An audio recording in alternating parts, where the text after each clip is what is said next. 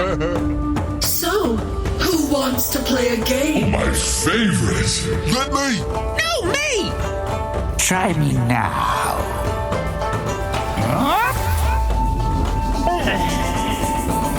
And down.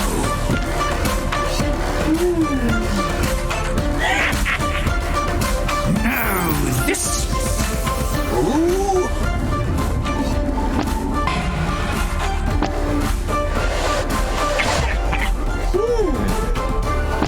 Next.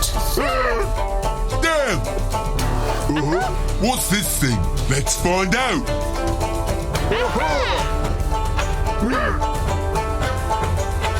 How much is in there?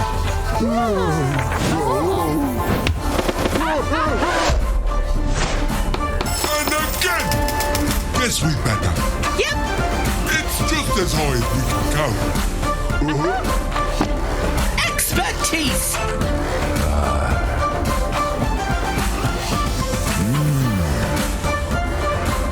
There's something off about you.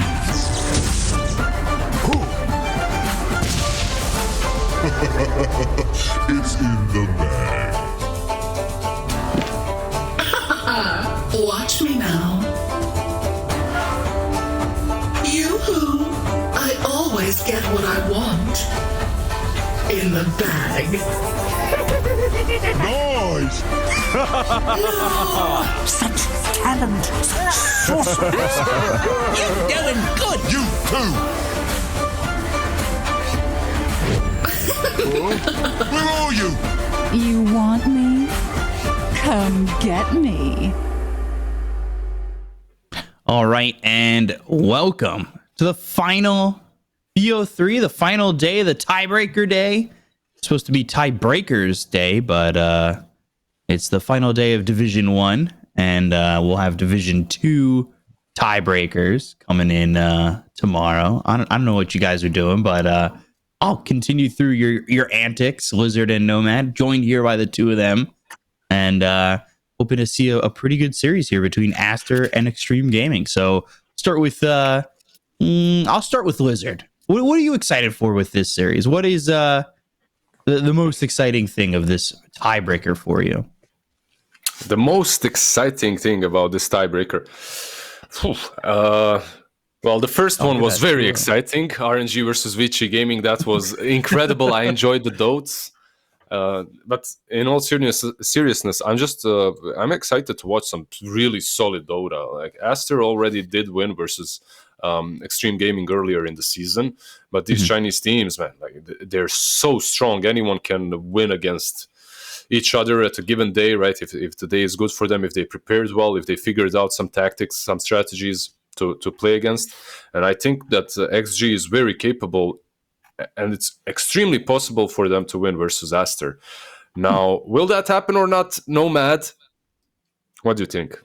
Ooh, look at that transition. Yeah, I mean, so I think I definitely favor actually. I don't know. I'm kind of leaning the way of RNG a little bit, and with Aster a little bit.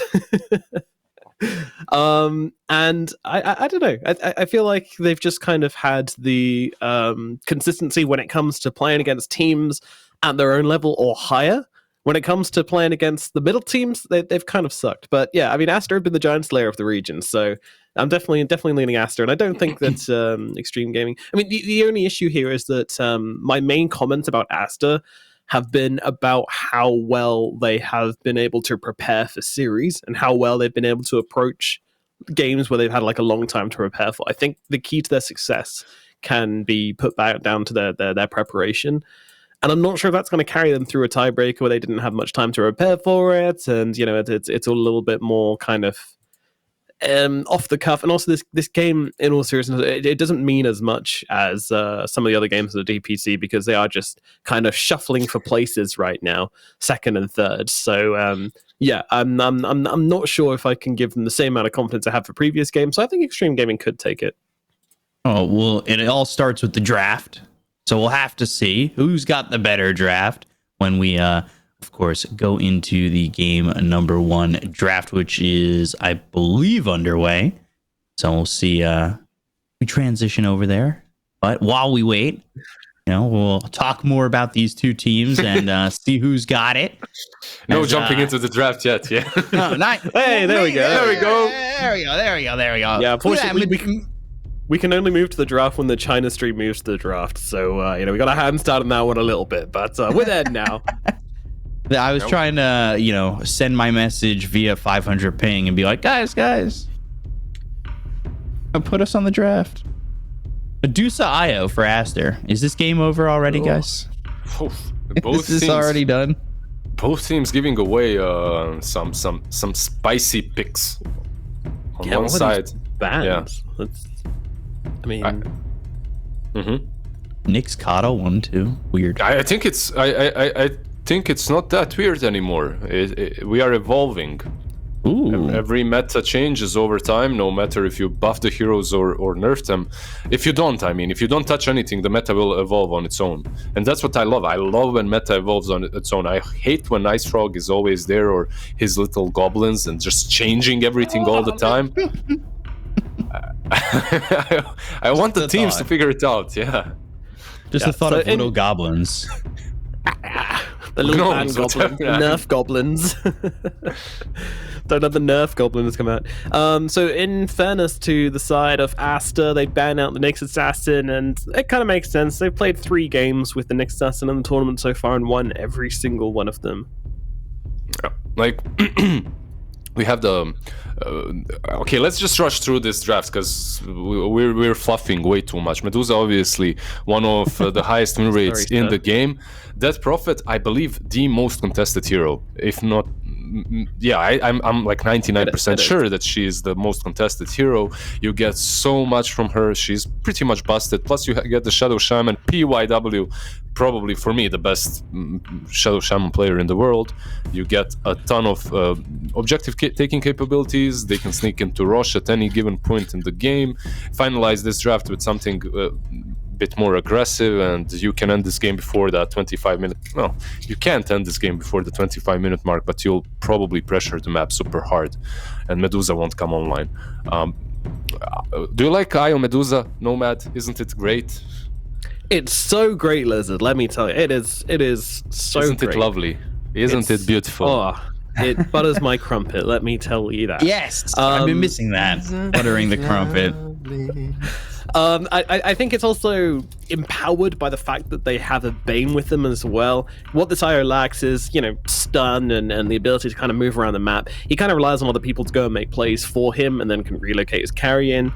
And then you got Bane. He does exactly that. Offers a ton of lockdown, and he can set up ganks by himself as a POS 5. My goodness, could it get any better for Aster? Let's find out. some grip into relocates and whatnot seems good. Plus Bane and Medusa strong lane versus a Mars. I think they should be fine. Well, you're playing into Mars Shadow Shaman most likely, but still, this is a Tusk mid, right? Is it? Maybe not. It could be. It has to be. Could be off lane. It could be off lane, yeah. Because I was okay. thinking with the IO they were going to go Slardar off lane. Yeah, we have seen Tusk soft lane, and like you guys said, Io Slardar is good, but Io Tusk is also good. You get that tag team, you get to whack people. It's pretty good. It's pretty decent. Yeah. You stole my point. Sorry, Nomad. I'll give you something else. Talk about why Ursa is this.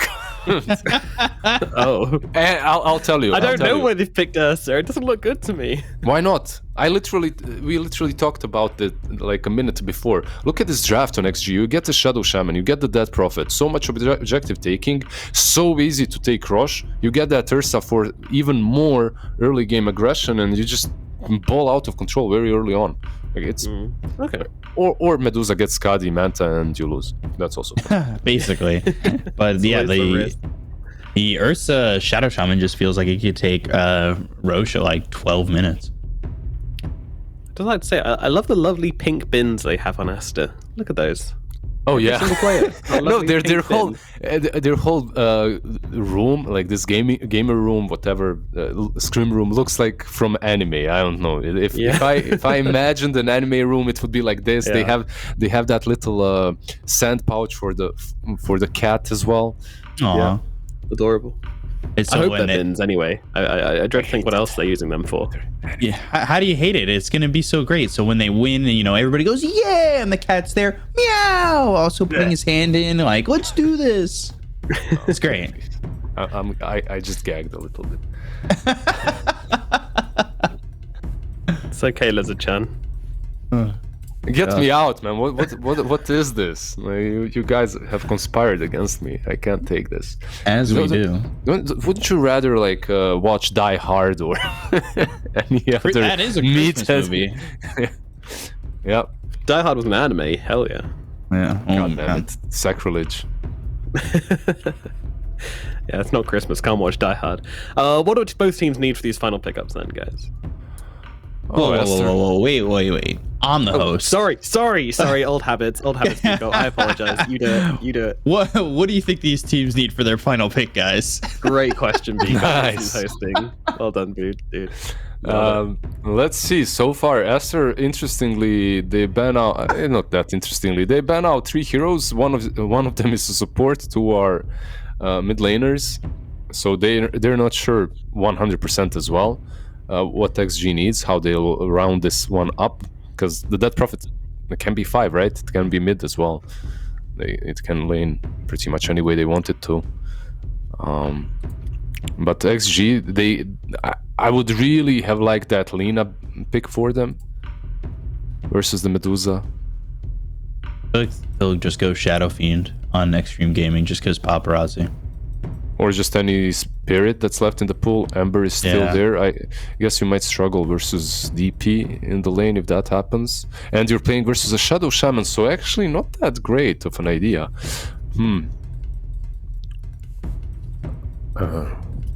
Could you put Tusk mid and get some Veno or Viper or something on the offlane versus the Ursa? Would that be viable? What do you guys think? I wouldn't mind it with the IO either, with the Viper, right? Like, you just throwing those heavy right clicks in. Would be a bit wonky of a draft, I guess. No instant. Yeah, no real team fight there either. Yeah. And you still don't have that thing which kind of enables Medusa, that AoE lockdown, which Oh, I'd damn. like. What? So off-lane Winter Wyvern, I think, is what they're going to go to. Are Aster being cheeky? Are they having a bit of fun here? They might be. This is like LGD Aster yesterday, remember? It felt like LGD were kind of taking it a little less seriously, and Aster were like all serious. And now you look at Extreme Gaming's draft, it feels very... Oh, what the hell, man? Black? Where is Black? He's so excited right now. Yeah, it's been calling for this in the China region All for a season. long time. Yeah. Oh my god, I have to message him. Okay, so Send we him a get 5 DP. Okay. Huskar, man. But they're still not picking. Okay, it's an offlane Tusk and mid lane Wyvern, it looks like. Wow. That actually makes way more sense. Yeah, I like it. And Baboka's going to be on the IO, so it's going to be that Tusk IO offlane you talked about, Lizard, which we both like a lot. It's fun. This can really work. I like what they're putting down here. And I mean, Wyvern does give them that team fight. Like, sure, it's not exactly that kind of AoE lockdown you want with your Medusa because you don't really keep them still, but you kind of do, because if you use that Winner's Curse, then you just kind of stone gaze into the middle of it, and you've got a bunch of heroes who are now frozen solid and able to kind of take them down. So there is synergy there. It's messy, it's creative, and it's pretty damn fun from Aster. And I really like what they're putting down. So yeah, I'll be going Aster game 1. Yeah. All right. You going? So wait. Is it? Are you also going Aster? Yes, For no, my- maybe. I don't know. I wish I could share Nomad's confidence here, but I don't. Like, these 2 drafts are crazy as hell. We get an Ursa Huskar on one side with the Dead Prophet and Shadow Shaman. It looks like they want to end this game very, very fast. So let me go with XG. Not because I like their draft, just because I don't like Nomad and his picks. So let's look at that. Damn, it only took us to the end of the season to find out that there is some drama between you two Throwing guys. things on you. Yeah, you just throwing them right down. You got to throw like the salt on the other side and just like put it like right through there. Yeah. All right. Well, I kind of want to see Extreme Gaming win with the Huskar, but we'll see how it goes, and we'll see you guys take this one away. I don't know if you guys are going to be able to do it with all the drama now that has been exposed. But guys, take this first game. Thank you.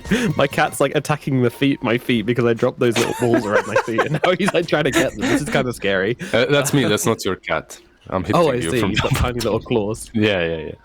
Reaching out from my camera square to yours. It's going to be a fun game, man, and this is exactly what I wanted to see from Aster and XG. Like, these two teams for me are super unpredictable when it comes to drafts, or can be super unpredictable. So trying to mind game each other as well here. Yeah, we didn't really speak a whole lot about the Huskar pick. What does this really do for Extreme Gaming? 30 seconds to battle. Can you call Embrace anyone in this game? He's just gonna jump on you with Burning Spears. I think I've seen the same build on Huskar with some Armlet, BKB, and Aghanim's, something like that. And you just control one hero throughout the fight. You're basically a Legion commander with Aghanim's, right?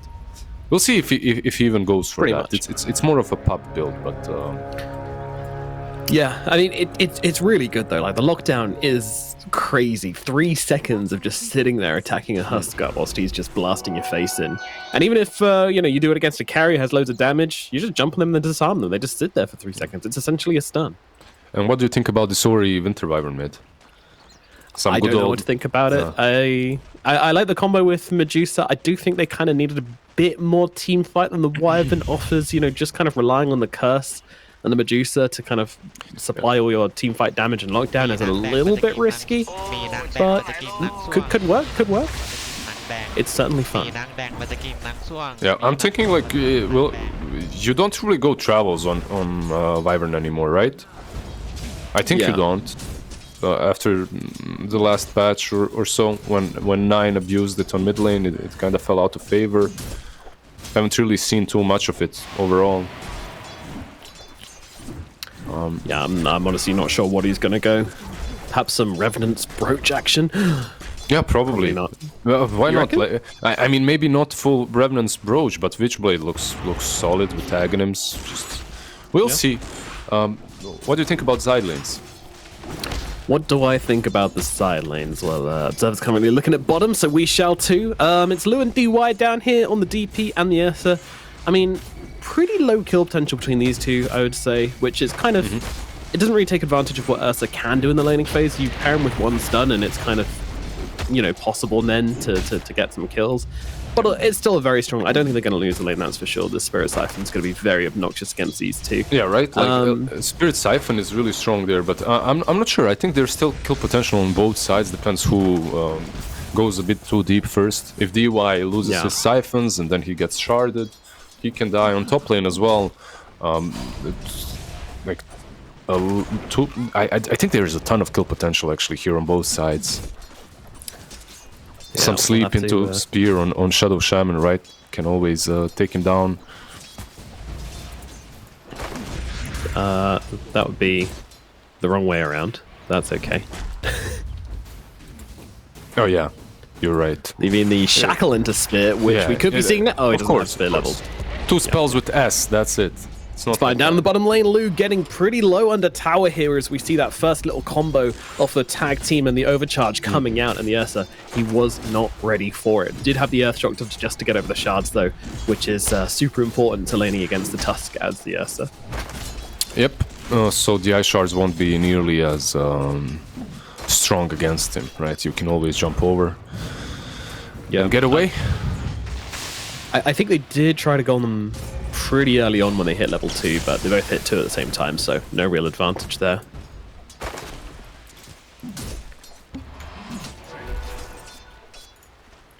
Yeah, a lot of damage being taken in all the lanes here. Back towards mid. Paparazzi is actually... I mean, he's doing well in the last hits, that's for sure. He's absolutely bodying Ori at last hits, but... Would you expect any different? But yeah, I don't think so. Right? Like, I don't... I mean, as a Wyvern, you can farm with Splinter Blast, but that's it. Huskar will body you out of this lane, eventually. Yeah, especially with this Helm of Iron Will early on. If he's just allowed to rush that thing, then you've got issues. Yep. 100% agree. I don't think that will be an easy lane for Wyvern, and you can see it in CS. 9 CS versus 20. Usually not a good sign. Definitely not. So, what's the remedy to this? They need a support to rotate in. Like eventually, yes, somehow you rotate in, but your supports aren't even that great at rotating in and getting a kill. Like maybe a Tusk later on, but yeah, I don't see the remedy here. It's going to take some extreme numerical advantage coming to that mid lane. Bottom lane, they're going again with that tag team combination, trying to bring down DY. They're kind of splitting the damage between the two of them quite a lot. Meanwhile, XXS just kind of gets targeted down here, so... Yeah. DY just being a boss. Level 2 Spirit Siphon, stands his ground, siphons away. They're playing this lane exactly how they should be. I feel like putting this DP on 5 and be last picking Huskar just messed up Aster's plans. DY? Yeah, DY taking some heavy hits here. Doesn't have the way to get out of the shards, but is trying to use those Spirit Siphons, but it's not going to make a difference. Papoka gets first blood as the Tusk IO lane does what it was designed to do in the bottom lane. Just as I was praising him. Shame. But it eventually happens, right? IO is deeping mid as well. Okay. Interesting, yeah. Can they... I mean, they're trying here, but that disarm from Paparazzi just going to send them right the way back. Not really a very effective gank, to be honest with you. The IO rotation. Yeah. IO rotation like that. It looked cute. It looked like it might work, but yeah, Huskar just already way too big. Maybe what it did achieve is give XXS some more space, some more free experience. So that's nice. Very silent laning stage so far. Yeah, just the one kill. But a lot of aggression coming. I'm surprised we haven't seen more on top, to be honest. Oh, saying there that, we go. Thank you very much, gentlemen. How kind. Damn, Nomad, this caster wants to see more from top? Alright, let's give him what he asked for. You have some huge influence here, don't you? Apparently so. Yeah. What's your leverage? Tell me. What do you have? A lot of blackmail. I see. A lot of dirt on these players. Right, what's the average armlet timing on Huskar? That is my question. Like, DY down bottom getting kinda low, but should be fine, right? That'll be alright. Like, one thing that I would have liked to see sooner from Lu is an Orb of Venom. Maybe before the Morbid Mask. Like, if he... Not sure if that's super viable for him, as he trades a lot, but... That Orb of Venom, honestly, it looked like they had a kill a couple of times. If it was there. Top lane, Winter Wyvern, tipping in. Yeah, looking at old 11 here. 3 heroes surrounding him, and I don't think he's getting out of this one. Does just get the phase boots delivered, but gets put to sleep. Right clicks in from PQ, and I imagine they're going to try and give the kill to Monet here, and that's exactly what happens. Yeah, nice little rotation from Ori. Like, what you don't really expect way too many rotations from a Winter Wyvern as well, so anything that happens catches you off guard, more or less. Do you like the null talismans now on Ori? Oh, hold that thought. It's being jumped. Holding it. Yeah, it's actually going to have to drop the Winter's Curse here. The Tusk rolling on in. 4 heroes gathering around the Huskar, but he has just picked up this armlet. It's going to be very tricky to bring him down, especially with Tank and DY entering the fray here on the front lines. They're targeting XXS, and now Odd 11 turns up to this party. He does not have the arena as they jump onto PQ in the back lines, and Paparazzi's going to scoop up this kill. They don't get the kill into the Huskar, and instead, they lose their pos 5 on the side of Aster. Yeah, I just love this. Remember when we were talking about this exact situation, like numerical advantage from Aster needs to be there in order to kill Huskar? Well, if a dumbass like me can figure it out, I'm sure XG can as well, so they respond properly. They bring their own forces, and you have to play around your Huskar like this. Huskar will, in most lanes, he will have an advantage after the laning stage, right? And he can bully anyone. But if he dies a couple of times, if he overbullies, then the game can kind of fall apart for him. So really important that they saved him there. Never overbully. Yeah. In fact, don't bully at all, guys. It's only bad. Video games. Only beeps. Only no lizard. So I have the timing on Huskar Armlet for China. In the 2 games that it's been played, it averaged about 10 minutes. So this is the fastest Armlet in China, Division 1 at the moment. All right, thank you very much, Statsman Vico. Appreciate it. Fastest gun in the west, fastest armlet in the east. Yeah. Paparazzi. The fastest across all regions was 6.2 minutes, by the way. So not quite on that mark, unfortunately. Almost. A little bit behind it. Almost, but no cigar. So he's going for the halberd afterwards. Yeah, makes sense. Standard build. Yeah. Also really strong later on versus Medusa. Yeah, definitely a good anti-Medusa item. Yeah, looking at the difference between these 2 mid laners right now is pretty worrying. The Huskar almost doubling the CS of Ori here. When it comes down to net worth, he is also pretty far ahead as well. Ori's got to find some pretty dope rotations to make this pick work, that's for sure. And they're giving a ton of space to DY as well, to their supports on the side of XG. So there's a difference in that as well. Your Death Prophet is almost 6 without a tome. You will have a Shadow Shaman probably taking that tome, getting that 6. You'll have 2 ultis to take objectives, but the Medusa will be having a ton of stacks at the same time.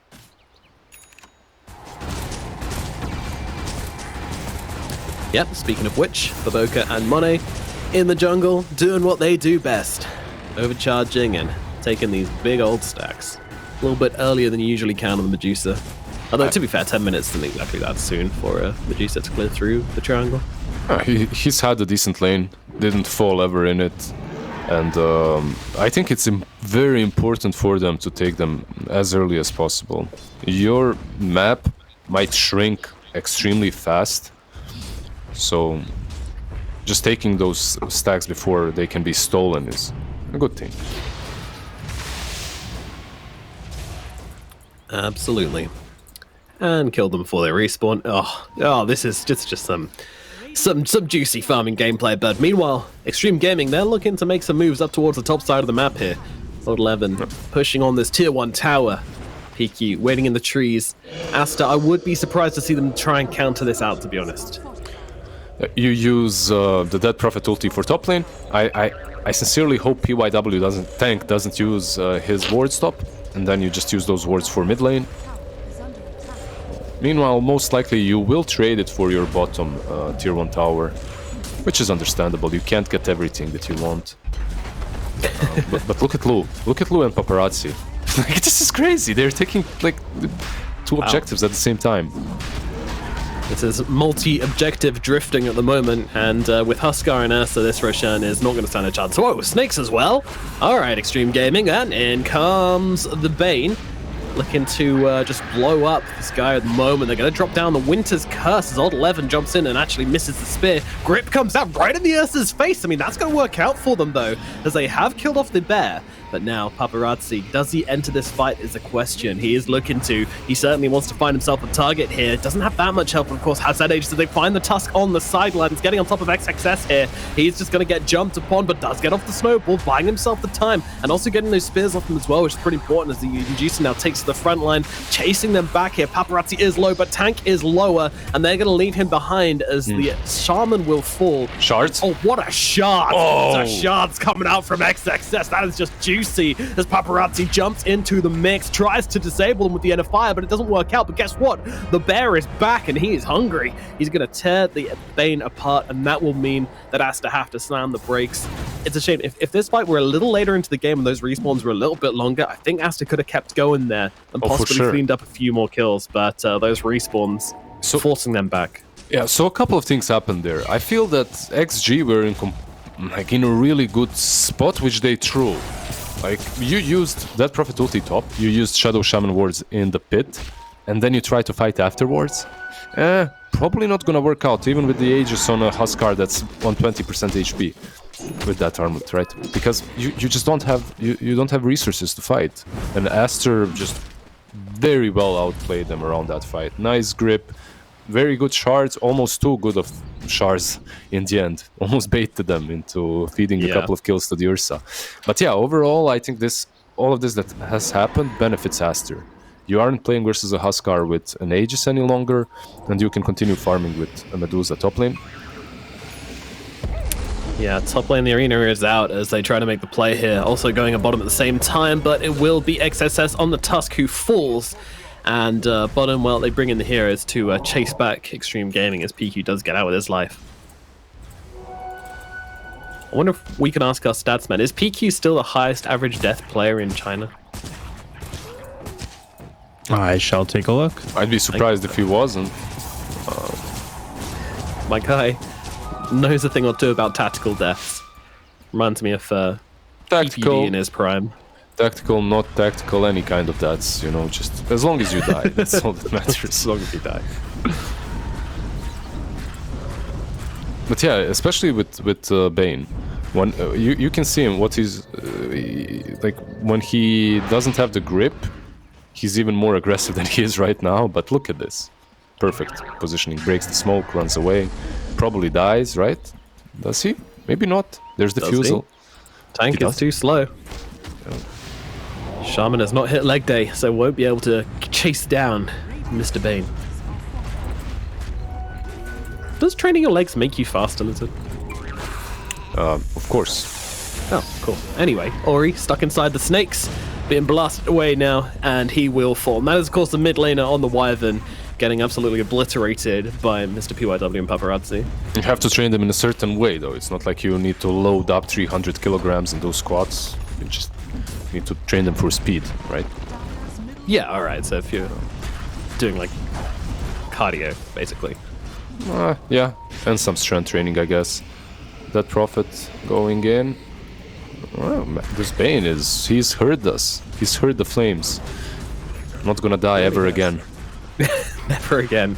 I mean, he is positioned really, really well here. He's got down this Observer Ward as well, so he's basically got his choice of grip targets. But of course, with those silencers coming out, might not be able to get them off. And actually, that is going to be him taken down, silenced up. But Medusa into the fray here, popping that Stone Gaze along with the Wyvern ulti like we talked about before. But she is losing so much health. She needs someone to come and save her, but there is nobody around here. The IO got picked off first.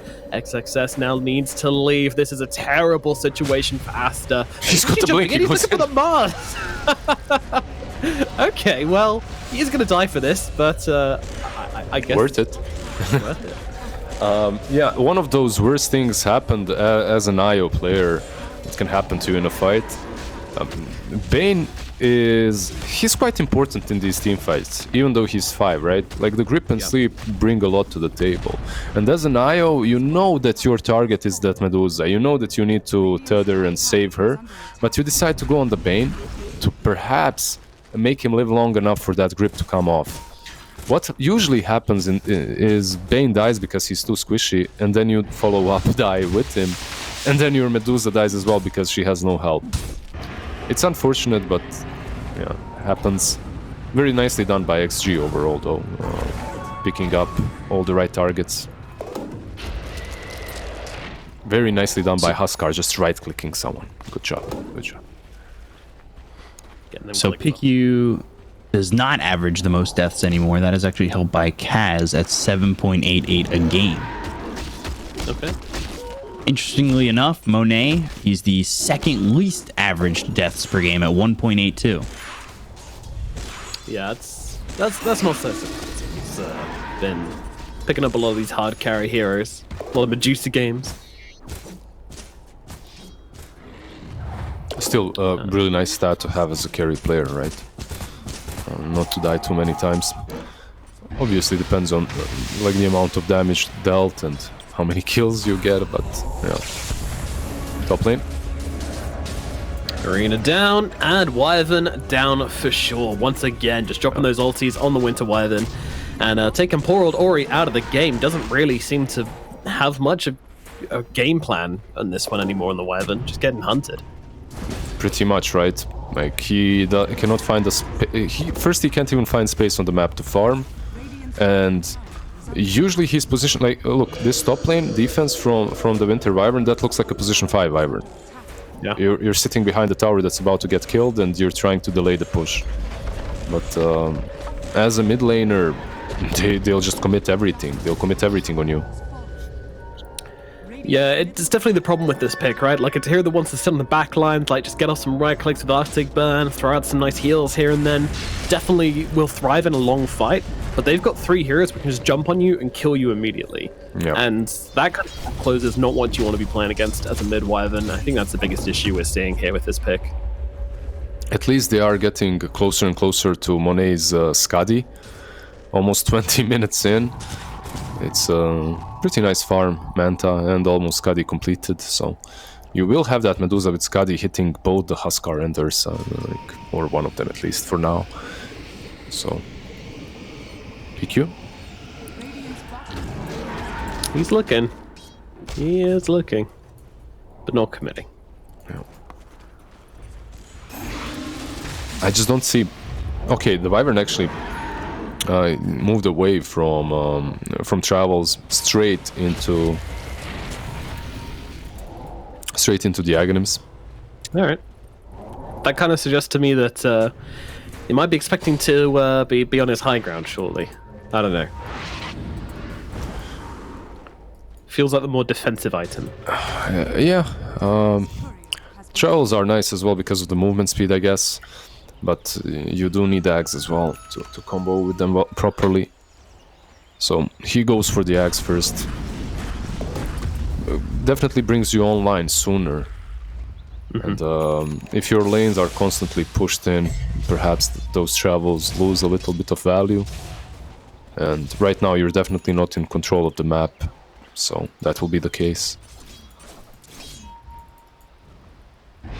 Paparazzi actually is going for Aghanims as well. So we'll see that dual Huskar. Hell yeah.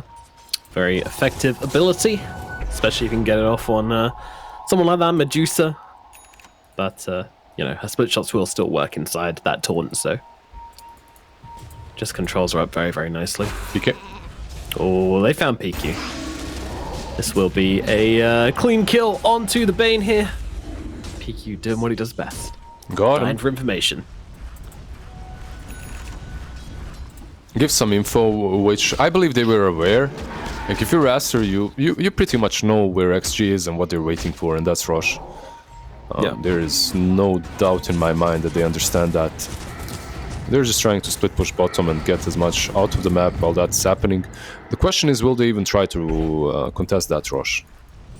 Yeah, that's what we were waiting for. 2 seconds left on the Roshan respawn, and XG are incredibly well set up for it. If Aster do want to try and fight this Rosh, I mean, they do have that one ward on the cliff, and I've just realized that PYW's wards are called See You. He's named them, that's kind of cute. But yeah, they're into the pit. It's going to go down so damn quickly. I think Aster already too late in making their way over here. They're going to try and give it a go, but yeah, smoke up. Running over, Roshan, it's down to a quarter, and it's gone. So quick. Aster, Instant despite smoke. having the good read. Yeah, they're coming out. Still no Aghanims on Ori. He's 800 gold away. So maybe wait that out before you take a fight versus Aegis and... Bottom tower is under attack. Scary for him here. He's so slow. Just gonna pop that invis and run down to the Success. bottom and try and get the clear. Oh no, Tusk, maybe in some trouble. Oh, okay, Spear whiffed. That might be the saving grace. He can get himself the blink away. Oh no, he cannot.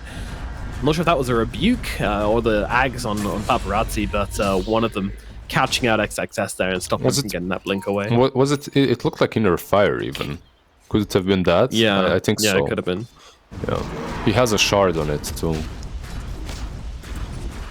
So, shard, Aghanims, and Aegis, Huskar knocking down your doors. Oh, look at Bottom the lane. TP's bottom. Oh my god. Assemble the cavalry. They're all coming down. They're actually bringing down Real the okay. Money, though. They want to try and save him. What is this play? Beautiful man to dodge on the spear, though. They're trying to fight up into this. They need to last 5 more seconds, but they're just targeting Baboka down. Baboka cannot survive.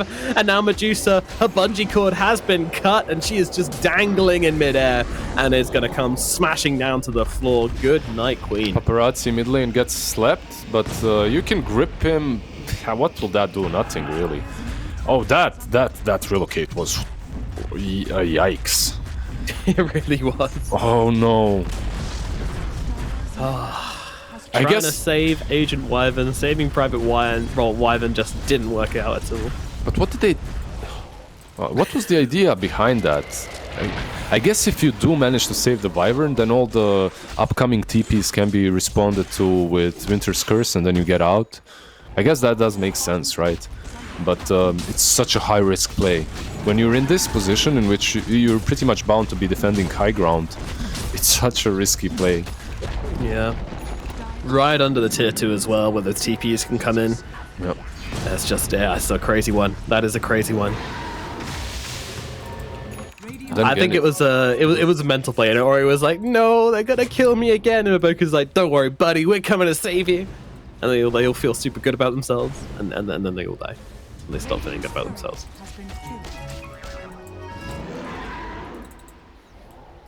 didn't get the anime ending they imagined, I guess. Guess not. Kind of cute that PQ was able to get the sleep out before the silence connected from the DP. Is that projectile is a bit slow, so Yeah. you can still move out of it or cast a spell or two before it connects. Alright, we got ourselves an Ags on the Wyvern, so what does this do, Lizard? I wish I could say that it's a game changer. It's definitely something that they needed, but I don't feel it I don't see it making this huge impact. It does a ton of damage. At least it allows Ori to become a hero. And look at that movement speed. 25%, baby. With the brown boots as well, nonetheless. Yeah.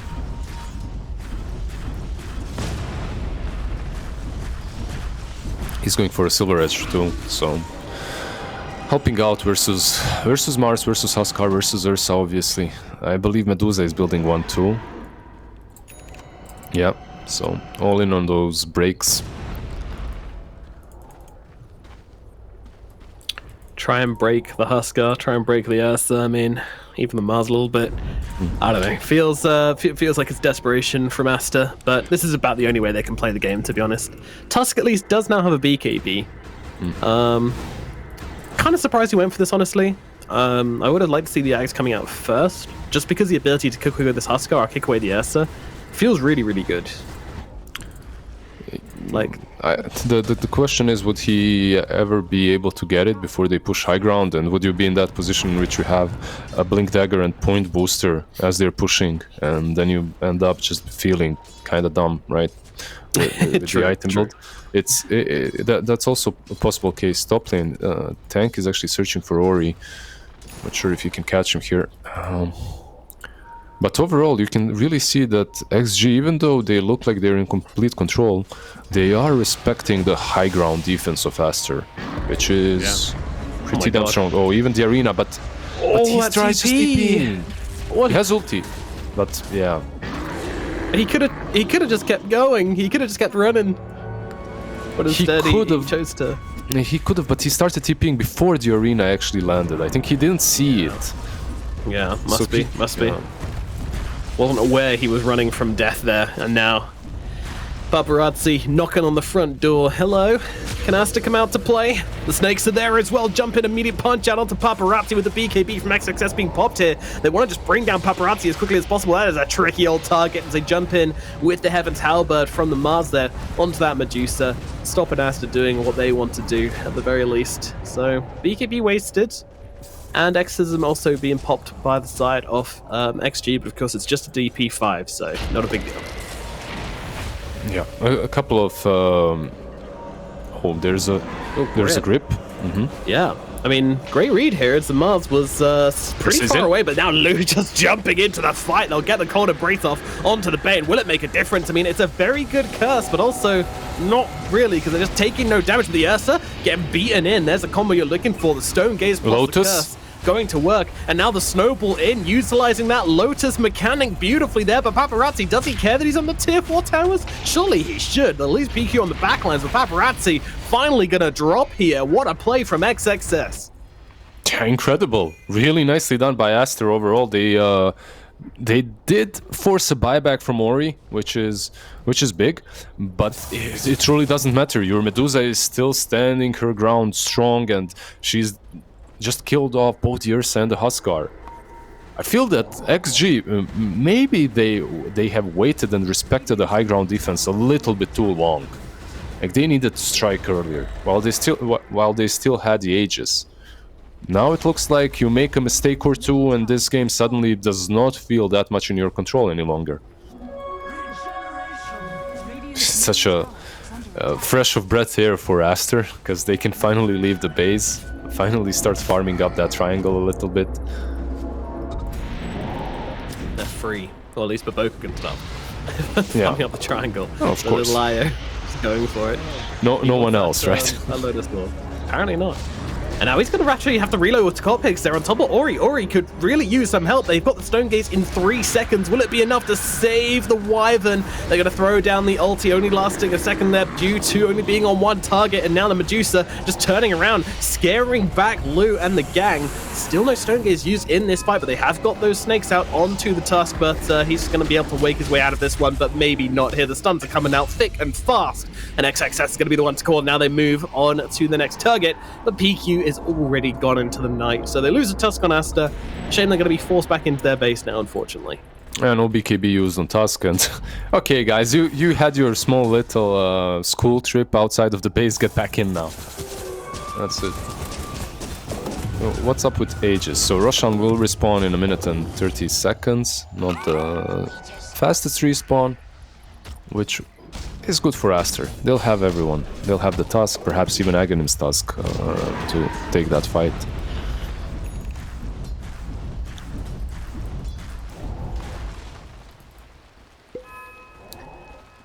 .30 in, and XG getting themselves a commanding lead. Yeah, I know. I'm still lamenting the loss of that awesome tiebreaker series. One which would have mattered so much, but Vici just flopped out off, and Jumping here's in. Baboka caught on the sidelines. Tank, oh, I love this from him. He just immediately blinks past the IO, looking for the +1 there. That is BYW special right there. Yeah, Monet is just way too far, detail. right? Yeah. Same with PQ.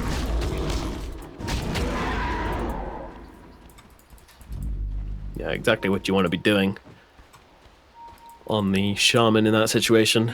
You've already got the 1 kill, just use your lockdown, find a second. And DY unsurprisingly going for the Helm of the Dominator. I wonder what creep he wants to steal.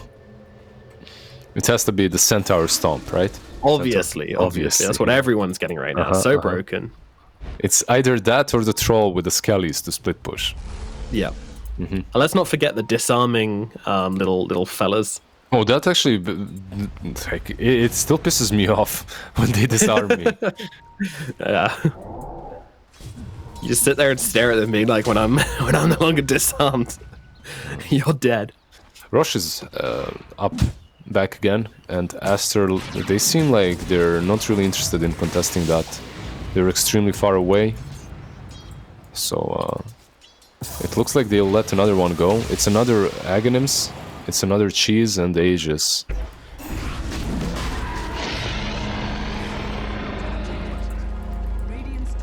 Okay, There it is.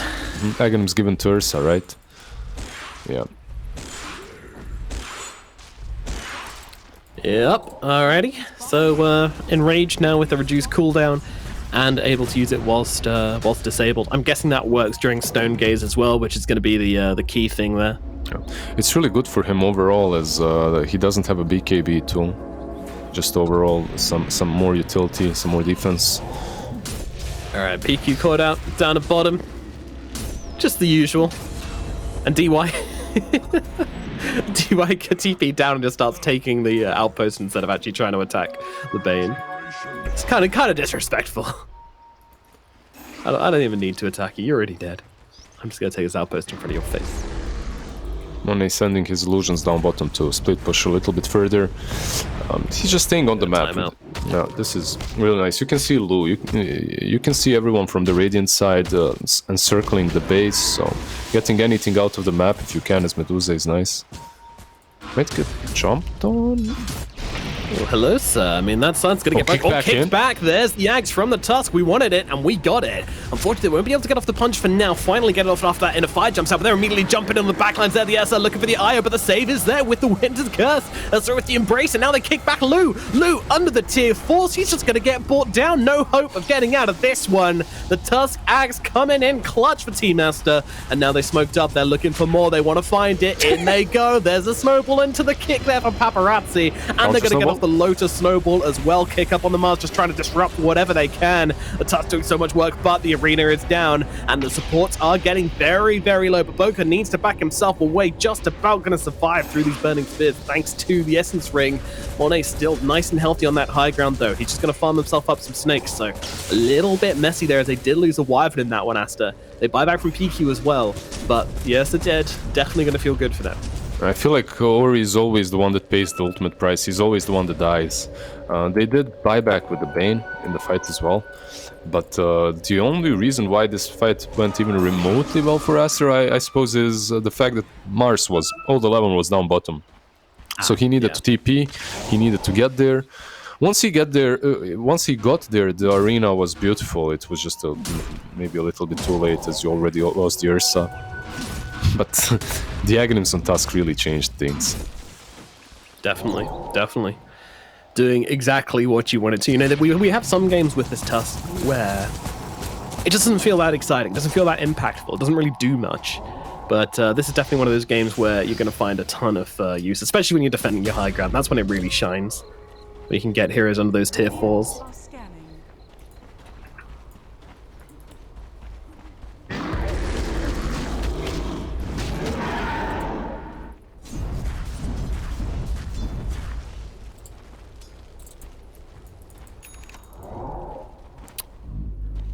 Medusa with the 23k net worth this game. Monet has definitely found the farm in this game somehow. It's also, yeah, he's been really brave when it comes to the movements on the map. Plus he has IO. That's been well, that was a brave move too, I guess.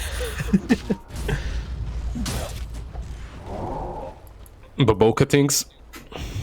Just Baboka things. Look at that Harpy down bottom as well. Scouting out old 11. Well, it's actually DYs. Never mind. Scouting for old 11. So stupid. It's just flying over a cliff. Absolutely undetectable. You saw that, yeah, you saw that video in which you can put it behind the fountain as well. I did not see that, and I'm glad, because I would have thrown up over my computer if I had. You can pretty much put it behind the fountain. Oh, jump in, throw back onto Paparazzi, in comes a Lotus Orb Snowball again, so he's going even further. Going to the fountain. He's on a ride. Gonna pop the BKB here, but they've got the grip. No one is coming to save this Huskar. Fountain, I told you. Go, sir. The arena does come down from old 11, trying to save the day, trying to stop those projectiles from the fountain from connecting, but unfortunately, it's too little, too late. Paparazzi, guess where you're going, my friend? Guess where you're going? Back in you go. You don't escape. Get back in there. Another arena's going to come down from old 11. I mean, Paparazzi's still alive somehow, and they've killed off the Bane. Medusa, somewhat isolated, but Boca trying to drag her back. They relocate into the fountain. To the fountain. In you go. Paparazzi, this is your home now. When will you learn? And now Monet just running forwards here, trying to get them off the base. Meanwhile, the Ursa and the Shaman were just sticking with the objectives. They were like, yeah, you have fun going for a swim in the fountain. We're going to take the buildings, but XXS, has he finally taken a step too far forward? We shall see. Kicks back Lou once. XXS still trying to... Oh, I think he thought he was stunned there as the kick comes through. And there's another one, throwing him back, this time across to the side. Very nice kicks as well there from XXS. He's making sure not to like throw the Ursa directly onto like the IO or the Ori or anything like that. Just slightly to the side. Who cares if you're 20k behind when you have a fountain on your side, right? Absolutely. Like if you can utilize the damage from the fountain, that doesn't matter. Nothing matters anymore. Really nice kicks by XXS. Not only the kickback, Walrus kick that he used, but also the Lotus Orb that was placed on him by the IO. So he goes in, and then he forces the stunned Huskar to follow him even further in with the Lotus Orb. Or was it? Was it actually? I'm wrong. It was Huskar's Lotus Orb. Sorry, what am I saying? It was him Lotusing Orb himself. So he made it worse. He actually made it Sell worse it. for himself. Sell A it. brain fart there. Yeah. Yeah, I thought he was being Lotus Orbed as well, but it's just his own, allowing him to get snowballed all over the place. Very funny interaction there. And in case you're wondering, you cannot cancel Snowball when you're using it on yourself. It's impossible. You have to wait the full duration. Sit there in your little ball of shame, waiting for it to end. You mean the Lotus Orbit one, right? Yeah. Some nice tier 4 items being picked up. Actually choosing to stick with the Witchbane on the Medusa. Why is that? Is the Purge that good this game? I'm not sure. I And don't think 4% of your Oh no, the Tusk getting caught out very early on here. The Nightmare save, I don't think it's going to be enough. The Tusk will fall, and all your team fight, all of that is suddenly just gone. You've also popped Stone Gates here as well, so they need to get out on Aster. But Mars, well, he's not looking to really catch anyone here. They go back in. Blasted back by something, I don't know what that was. The best thing that they did is this time around the Lotus Orb was actually very important, as it prevented Winter Wyvern from breaking that fight in two. Because of that, they managed to kill off the Tusk, and they can pressure high ground a little bit. He does have buyback, so he can easily join back in. Yeah, but there's no lone pick off this time around. Getting them kickbacks in the middle of these fights is gonna be a little tricky. DY just popping that Exo, going to work on the ranged barracks. Paparazzi trying to get the hits off onto the melee. No buyback yet used by the Tusk, as Paparazzi taking a fair amount of damage here from these illusions. Winter's Curse comes down. Tank caught inside of it. Can they finish the job? Yes, they got can. him. They get the kill. The arena comes down too late, too little. 11. He's not going to be caught inside the enemy base, but does get the Yule's Blink away. Nice little combo there from the Mars to get himself to safety. So old 11 plays himself out of that situation. But yeah, I don't know. Looking another successful defense from Aster as this game goes on. I think it's starting to get sweatier and sweatier for Extreme Gaming here. Aster just needs to go to Rosh instantly. They need to contest this, and it looks like they will be able to. Oh, okay, unless Mars spaces them out. Ursa being bashed. Yeah, too late. Once again, all the goodies Cheese. going. Oh, a nice little cheese, a little gift from Extreme Gaming to Aster. I guess he You could have guys seem dropped to a be struggling. Morbid Mask and that's it. Like everything else is more valuable. So yeah. What's really surprising about Aster and what's really cool about this last fight is they didn't buy back Tusk. They defended high ground without buying him back. So Yeah. Radiant's top tower is under attack. not many teams would be be able to hold on to that trigger without firing, just killing off Huskar without Tusk. Yeah, a lot of patience from Aster. And proving how much they value the resource trades, right? Like, they know how far behind they are, and they know that anything they do to extend that lead is going to be extremely harmful to them and their chance of winning this game eventually. Yep. There's one huge thing as well on the side of Extreme Gaming that is the Shard and the Aghanims on Shadow Shaman. Yeah. And when I say Shard, I mean Refresher Shard, so he'll be able to double those boys up. He basically tripled his net worth, like, essentially, right? Like, I know it doesn't actually count towards his net worth, this shard, because it's consumable, but he essentially, like, tripled his net worth. He's basically got an Ags and a Refresher, and a Blink, and a Shadow Blade. I mean, what on earth? This guy's... Is he gonna go for some Throne plays? What do you think? Probably not, but it would be funny. He's buying a Refresher Orb as well. So, wow. Yeah.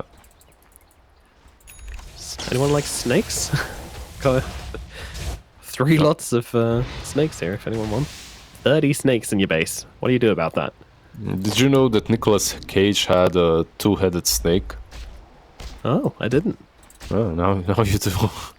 Thanks. I don't know what to do with this information, I'll be perfectly honest.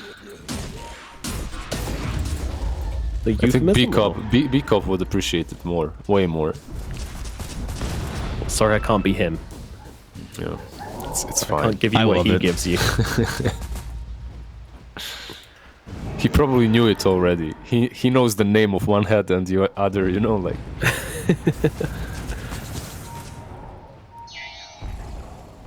Monet feeling a little bit scared. He wants to be so far inside his base here. He's like, I don't want to get dragged out of position here. And the rapier is queued up from Monet. He's died twice this game, so not exactly more of the same manly jump. They know who they need to take out here. Everything on the Tusk. But with that cold embrace and with that curse being thrown down, it's kind of tricky. And now the toss back onto Paparazzi. This isn't what they wanted to happen, but the Lotus Orb comes out, kind of working in Paparazzi's favor this time around. And now he jumps in, looking for the IO. Paparazzi living through the fight and healing himself all the way back up again as the second arena comes down there on top of the Medusa. Lou trying to tear her apart. They've got the shackles out as well, but they're trying and pumping the heals from Papoka. Is it going to be enough? I don't think so. Monet in the middle of everyone with no health, disarmed, just gunned down in the middle of the street. They're going to buy back on this Medusa. She's trying to jump back into this one, but the Yule's out onto the Mars, going to save from the break initially. I think they're backing out here on Extreme Gaming. Get into the fountain, sir. You dare come this close, you pay the price, but they're going for the Mega Creeps, and they are going to get it. Mega Creeps coming out from Extreme Gaming. If there's going to be a turnaround from Aster, then it's going to have to be a legendary one, as Tank actually jumped in on this one, getting off the Hex and then Shadow Blading away. It's a cheeky play, a very cheeky play indeed, but I think Paparazzi is being left for dead here. The rest of the team saying like, yeah, not much we can do about that one, as a corpse come flying into this Medusa's face. They will kill off, but take care of your ancient gentleman. Yeah, they're thrown already, getting lower. A really nice fight again. I think that what XG did extremely well in that fight is abuse the arena. So many times it looked like Huskar was about to die.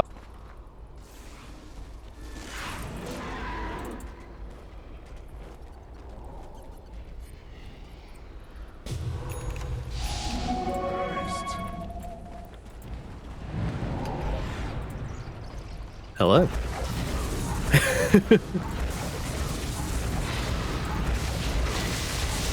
Oh, right.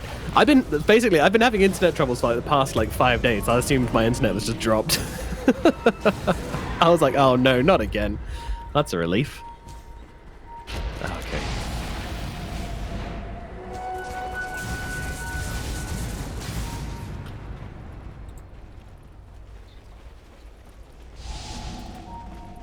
Ah, right, okay. Well, you can't hear Lizard for the time being, so we've just had a nice little bit of awkward silence here. But he was saying that the Huskar did something really nice, or something was nice done to him. So that's the level of analysis you get from me. But for Divine Rapier Medusa, that's what I know. Aster, they want to come in and finish the job here, by the looks of it. I mean, they want this buyback at the very least. I'm not sure they're going to get it, though. This feels like a very, very ambitious play. Medusa just showing the rapier, and yeah, level 11 absolutely taking full advantage of this one. He just wants to isolate this Medusa. She's very far forward, of course, has the BKB. Got a bit here, but no, the TP, it's interrupted. Wait a minute, there's snakes. They've got a snake problem. PYW's just going to end the game by himself. Did somebody put an order for 20 snakes to the Dire base? Because they got it. Oh man, you called it. You said it was going to happen earlier on. It certainly did. Yeah, the moment you see him getting that Aghanims as well, it's just a matter of time. Aghanims, and I believe he had a refresher orb in the end. The shard was used earlier, but yeah, it's just such a fantastic game. I was really worried that it's going to be one of those, okay, this Huskar is way too strong. They'll just take first stages, maybe second and cheese and end the game. But XG, they took their time, which did give Team Aster a little bit of a breathing, a little bit of a playing ground, right? They could come back, they could farm up the Medusa, defend the high ground, get the Aghanims on X success as well, make things fun, make things enjoyable, and then PYW just ends things. Really nicely done by both of these teams. Enjoyable game. Definitely. Yeah, very, very fun game indeed. And that's actually Extreme Gaming. Their average win time is the fastest in China. So I'm a little surprised they get a little bit later in this one.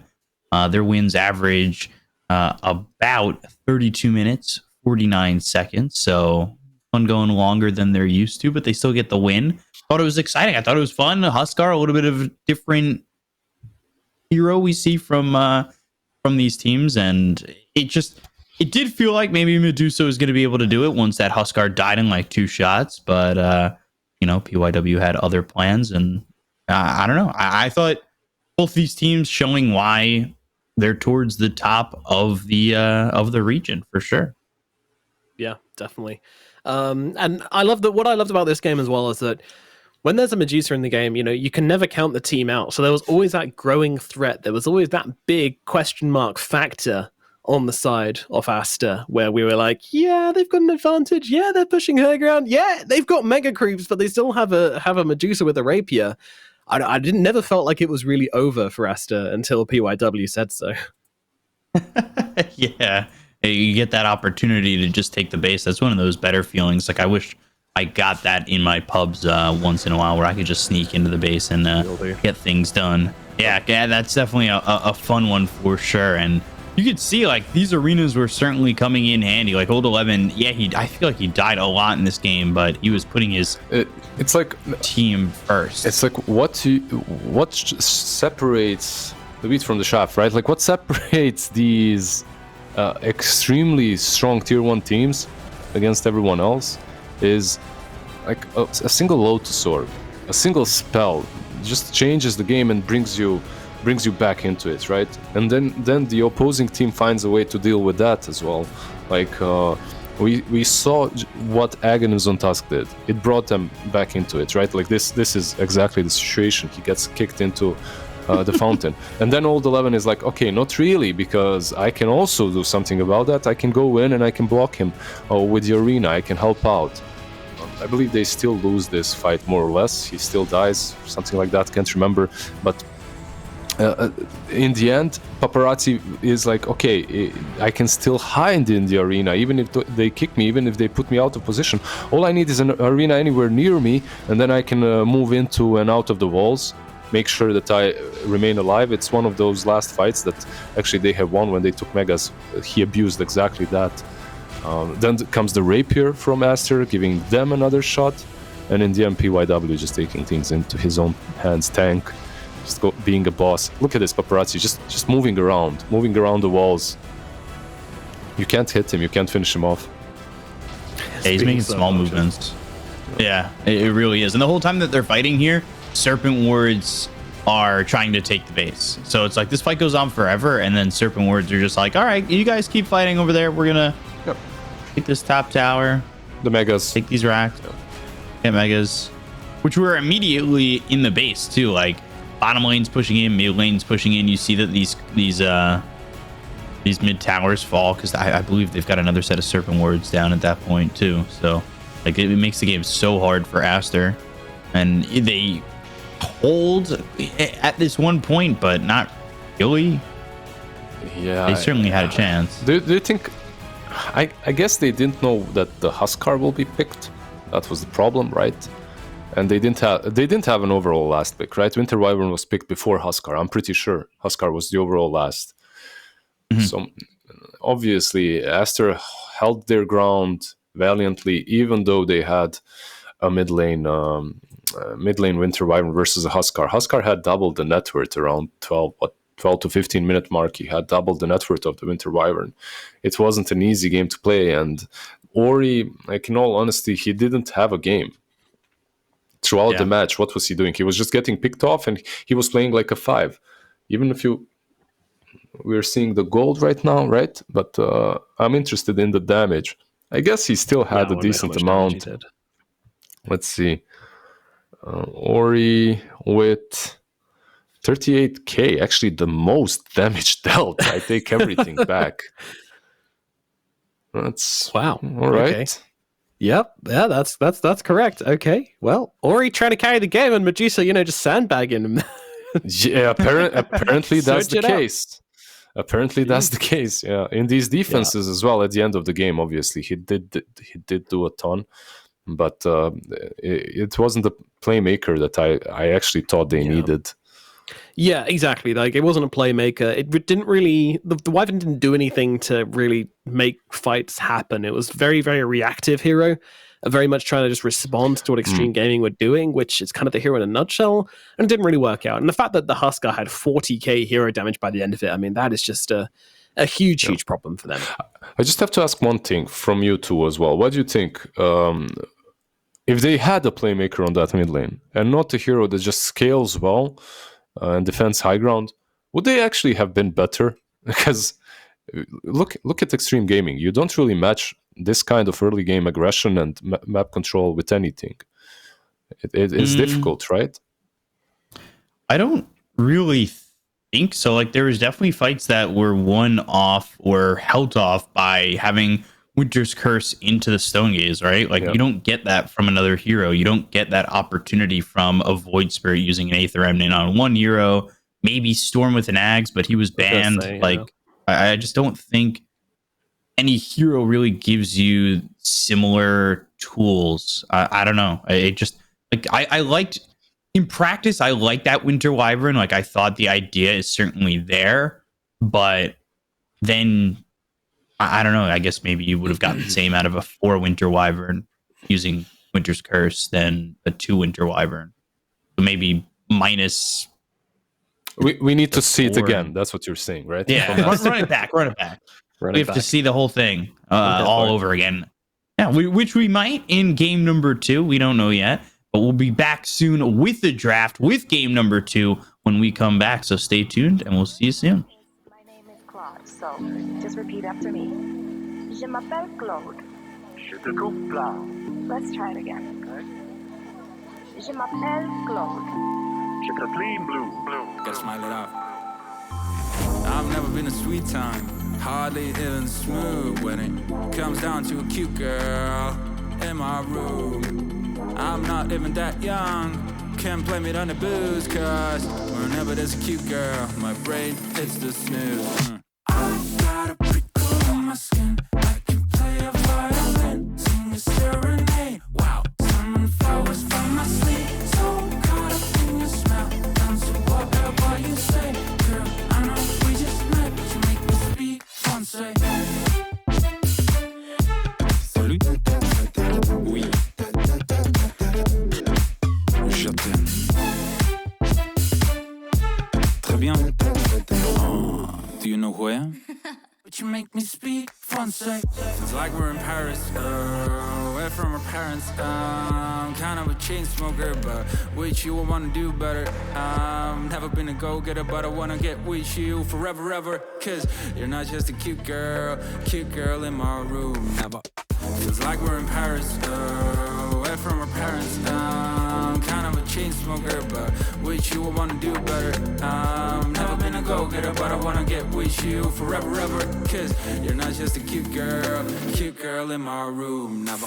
I got a prickle on my skin, I can play a violin, sing a serenade. Wow, summon flowers from my sleep, so caught up in your smell, down to whatever you say.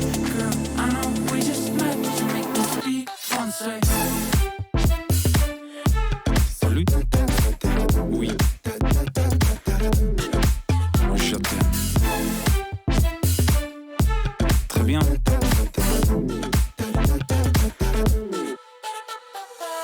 You're not just a cute girl, don't get me wrong. I love your face, you're beautiful. You ain't just a cute girl, you're my world. When you dance with me, you make me sweat, make me speak. You make me feel like I can do whatever I want. No fear, no harm when I stare at the sun. I've been so numb with you on my love. My will so strong, only limits the sky. I've been a nice day, I've been like no way. But now, every day, you make me speak français. Salut. Oui. Je t'aime. Très bien. Girl, I know we just met, but you make me speak français. I got a prickle on my skin, I can play a violin, sing a serenade. Wow, summon flowers from my sleep, so caught up in your smell, down to whatever you say. Girl, I know we just met, but you make me speak français.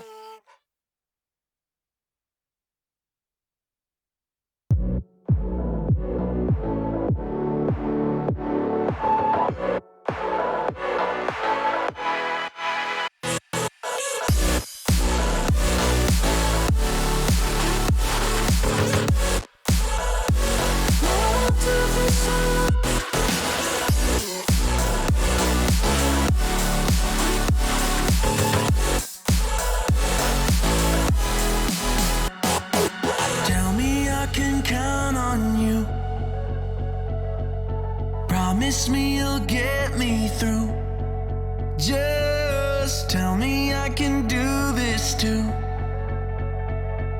For everything we fight to never lose. Cause everything we want, oh, is everything we need. Just like I need you. Oh, it's just like you need me. Oh, strength unknown, don't you bail on me now. I got the world on my back and my head on the... So, who wants to play a game? Yoink! And again!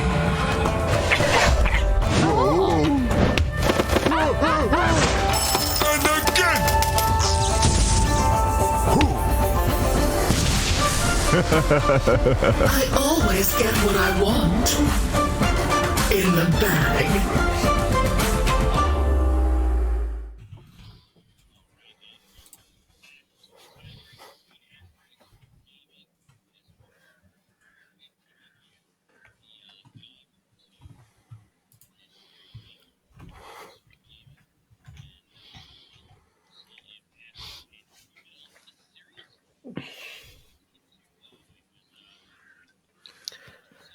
Hello, everybody, and welcome back to the China DPC as Peacock has himself muted for some reason.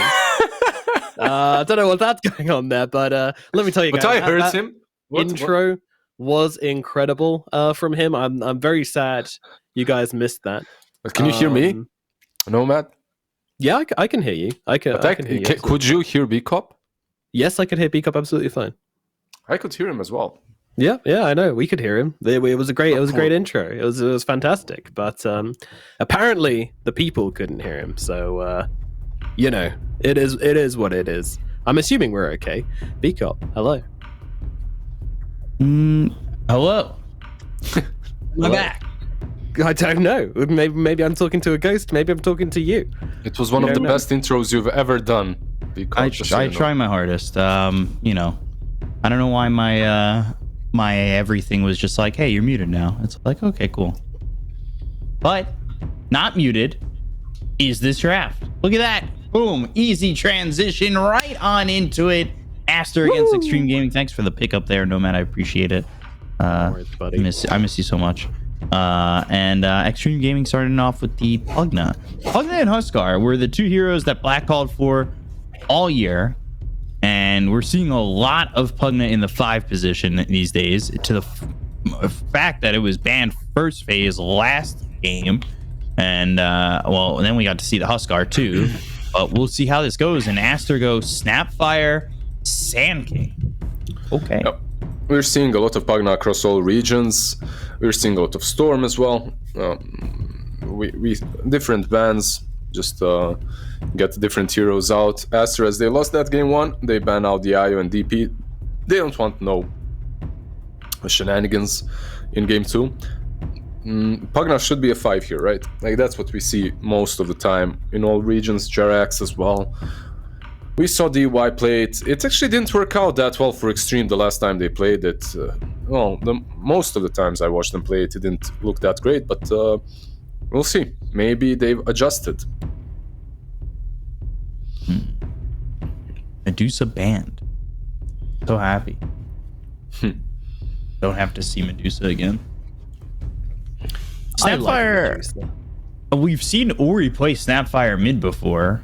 We definitely have. I don't want to take that out of the realm of possibility, but I'd rather, if Aster, I want to say if Aster want to survive, I'm not a massive fan of Snapfire mid. I don't think it's that. I think there's just so many more options possible that make a better team. Give him some Puck or some Queen of Pain or anything like that. Give him something that leans well against the Storm, perhaps. Or an Ember, anything that can actually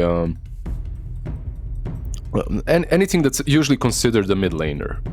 Let's move away from Winter Wyvern on Ori. Even though he dealt the most amount of damage on his team, it still wasn't the playmaker that they needed. So they ban out Nyx Assassin on their own. Right, it's one of the better heroes versus Snapfire. It would be solid pickup for either DY or PYW.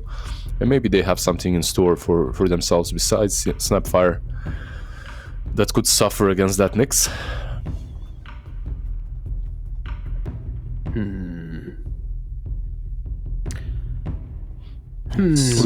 We should see a Boboka hero or pick hero. PQ hero here? PQ, yeah. Yeah? Is it maybe even that Bane that was still in the pool? That's possible for them. Certainly He does can love be. it. Yeah, he does love it. It's one of their favorite heroes. They've picked it 6. I believe this is up to date 6 times this season already. Because Boboka plays a mean Snapfire, and I would like to see that on 4 for them as well. Some snaps. Snapfire mid. No Hope not. Snapfire mid. Marana, so it won't be Boboka on the Snapfire, most likely. It could be Piku on the Snapfire still, but Ori. definitely leading Ori mid on the Snap. Didn't they try that last season and it just didn't work out that well? What, Snap mid? Yeah.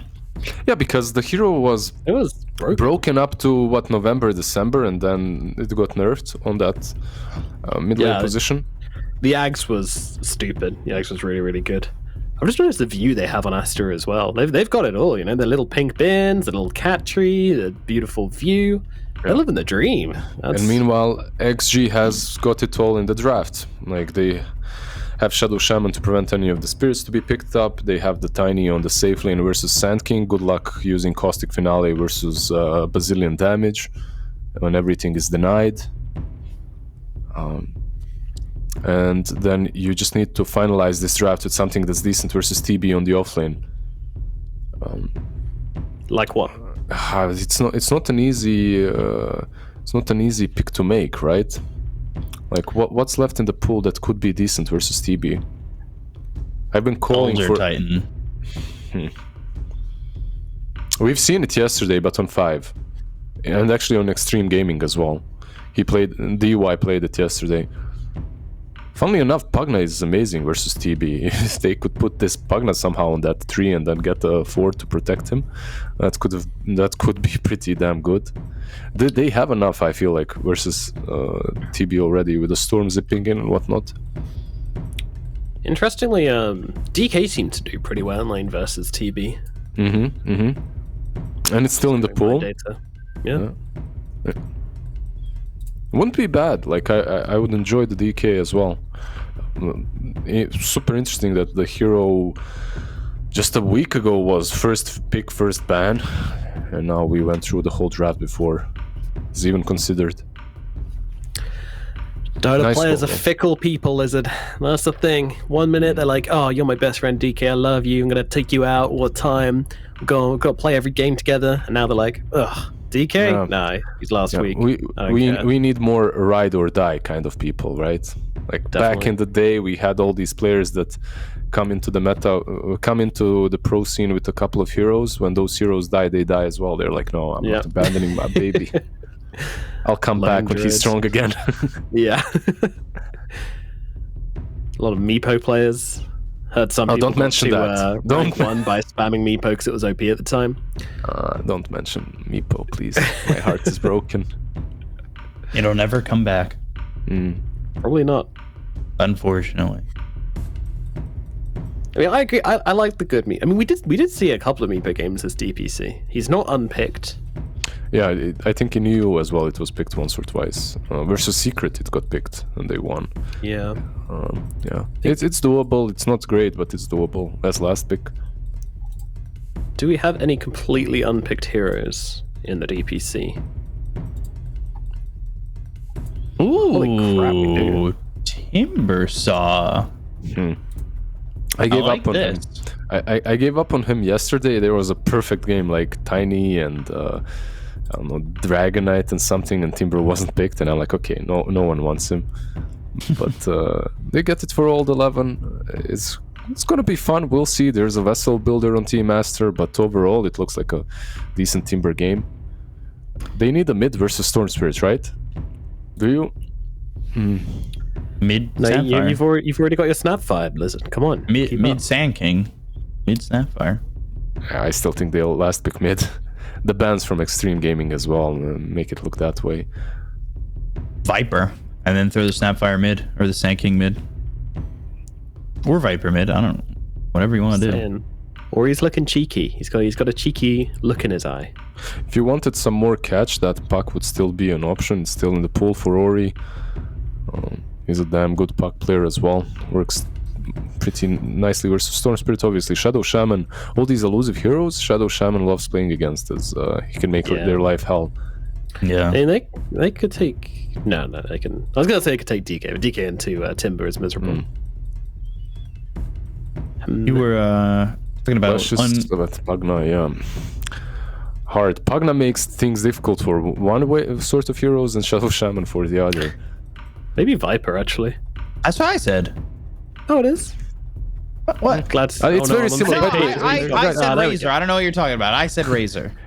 In all honesty, like the way you guys thought is correct no matter what, because it doesn't like Viper, Razor, it's all the same style of heroes, right? Like you get this mid laner that doesn't really care about being hexed that much. You're not gonna die in that one single initiation, and also is pretty damn solid versus Storm Spirit in the lane, or should be.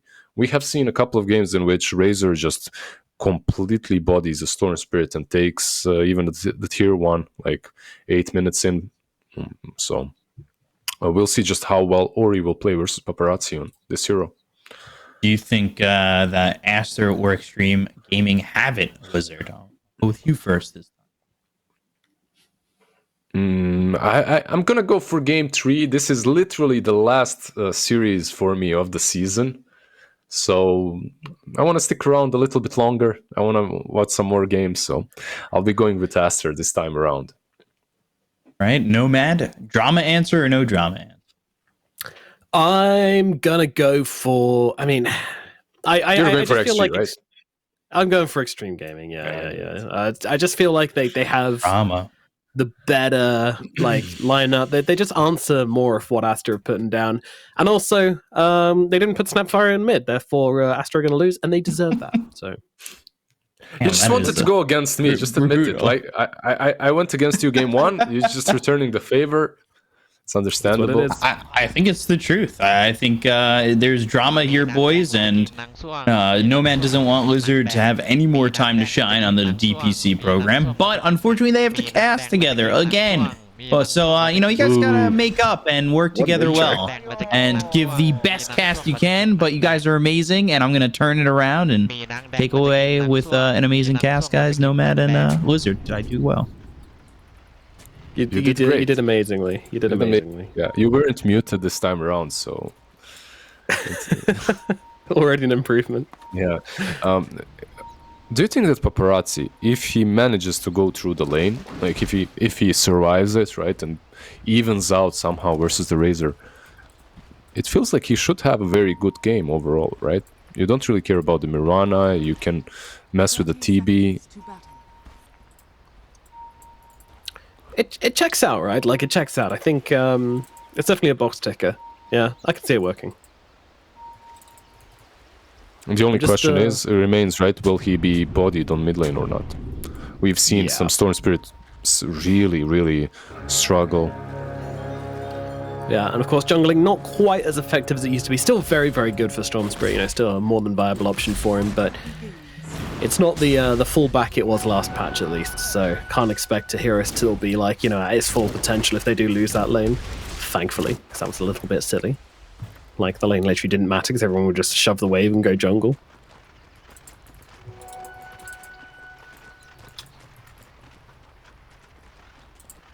Yeah, Sand King, I mean, he's still got a really high win rate in China.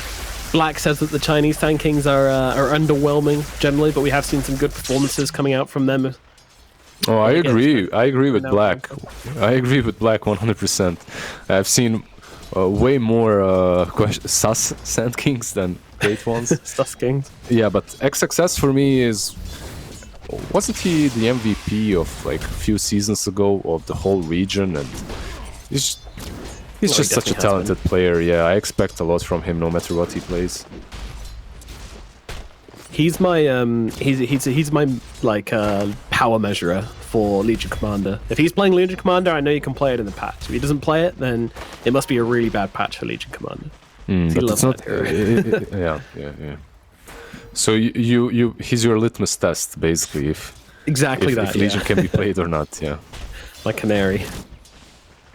Throw XXS Legions in a mine. If it survives, you can test it as well. You can play it. You can play it. Exactly right. So at the moment, Paparazzi kind of being thrown out the mid lane a bit, but he's doing absolutely fine when it comes to CS at the moment. We're not able to get a huge advantage on him as of yet.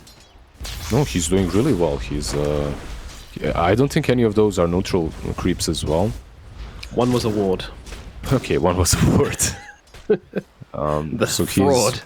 He's even winning the lane for now. It all and a range creep deny. Yeah. It all comes down to equilibrium, right, of the lane. If you mess up that equilibrium, suddenly Razor is able to control it, keep the lane on his high ground, you can never approach it. So that can always happen, but so far it hasn't. So far, so good. Also, another very key thing is, of course, when you use a static link in the matchup, because you want to be able to use it so that you can have an advantage for the wave whilst the creeps are dying, and not when they're not dying, obviously. And this is a great usage here. He's able to get himself a range last hit and a range hero creep deny. So, yeah, we're going to be... And another range deny. Perfect. Took a ton of damage and is utilizing that old 11 as well. Got to that level 3. Once you get it, level 2 reactive armor. It becomes a little bit hard to zone that Timber out. Doesn't really have any offensive potential right now. But you don't really care about that. Ori farming under the tower. You see this? This is the equilibrium that I talked about. Suddenly for Storm Spirit it becomes harder and harder to approach the lane. Yeah, and this part of the matchup really does kind of remind me of Bat Rider versus Razor, where, like, you know, yeah, you're kind of gonna body him out the lane a little bit, but in terms of actually chasing him down and killing him, it's very difficult because he's going to poop out remnants on you. But we have first blood down in the bottom lane as they bring down PYW. Tank taken out by Monet. Yeah, the second meta, right? The second meta used. They get down PYW. Old 11 doesn't really... he can't really do a lot with this Timber at the moment. He can farm, but that's it. No aggressive potential. 1 Timber Chain and 2 in reactive armor. Yeah, it's not ideal for contesting Monet here, so at the moment it's a free time, but up in the top lane they're going to get the kill onto DY. Hugner falling to the little combo there with the arrow and the burrow strike. Actually caught him with the arrow first, impressively. It's still a combo. Still a combo, still counts. Still counts. Chalk it up, boys. So... Aster off to a good start in this laning phase, getting themselves a couple of kills. Monet having a great time in the safe lane. Ori chasing back Paparazzi very nicely, and actually... Oh, nice. 45. Static link under the tower here. Yeah, but somehow... Well, the tower still aggroes onto him as he aggroes onto Paparazzi there. With I didn't know that's how static link worked, honestly. The towers can be drunk sometimes as well when it comes to aggro. Yeah, that's true. They're not drunk. They're actually AI towers now. That's a new technology Valve is testing. Exactly. Machine learning. It's Elon Musk's towers, yeah? Yeah, open AI towers. Imagine if they did that. They just tried to make towers as strong as possible by giving them, like, open AI so that every game they learn from. You just have these towers which are, like, cancelling hits on you and all sorts. That's exactly what I need. No mad tower to mess with my last hits that are garbage already, yeah.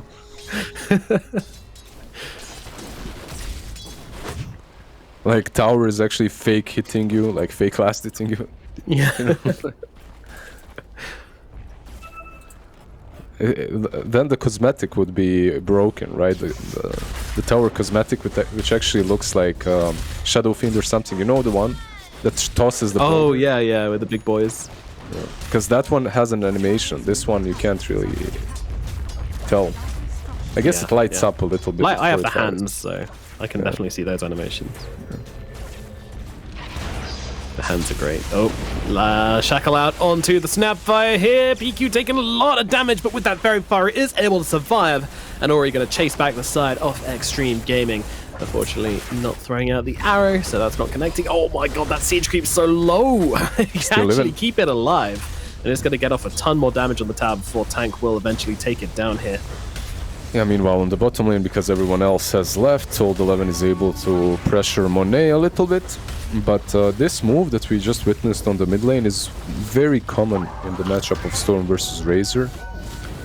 You're trying to pretty much pressure the tower as hard as possible before Storm is 6, but Storm is bottom now. 11 in the bottom lane, but he's actually moving on to Monet, and he's going to be able to bring him down. Paparazzi with that level 6 rotation, paying off huge dividends. Trying to bring down PQ as well, but maybe not biting off a bit more than he could chew. And Paparazzi very low on mana here. He's just about got enough for like a 2-centimeter zip here. Not going to be able to use that instead as he goes to Static Remnant. Oh, nice little shackle under the tower, causing Vivoka to take a bit Top more lane. damage than perhaps he should. And top lane as well. XXS on the run. Lu finds him, toss up, and that is going to be a dead Sand King. Yeah, a ton of action everywhere across the map. All on pretty much on the back of Paparazzi getting that level 6 early enough and starting to make some rotations, taking off the Terrorblade on the bottom lane. And I believe if you're XG, you're quite satisfied with the way the lanes have went. Like, Storm Spirit will be able to recover from now on. He has those 3-0 talismans, hasn't been zoned out by the Razor. Now you can use that Ball Lightning to get away, defend the tower.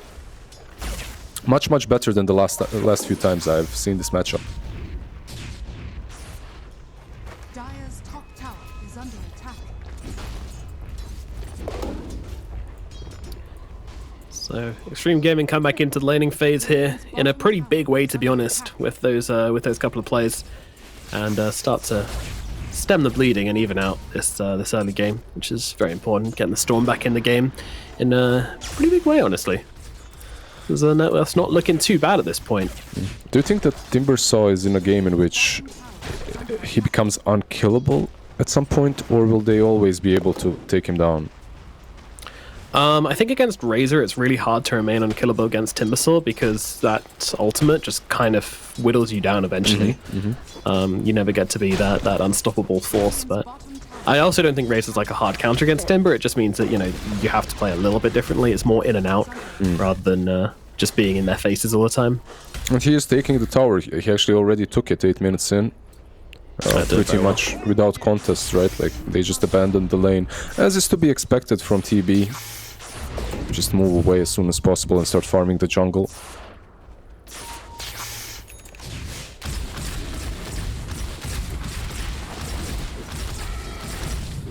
Yeah, gonna farm absolutely fine in this jungle, to be honest. Because I think everyone's doing pretty much on average as we'd expect when it comes to last hits. Maybe the Sand King a little bit lower than he should be. To be expected, though. We discussed it in the draft as well, right? Like, you're playing versus this tiny... He likes to deny creeps from you as well. He does. Yeah.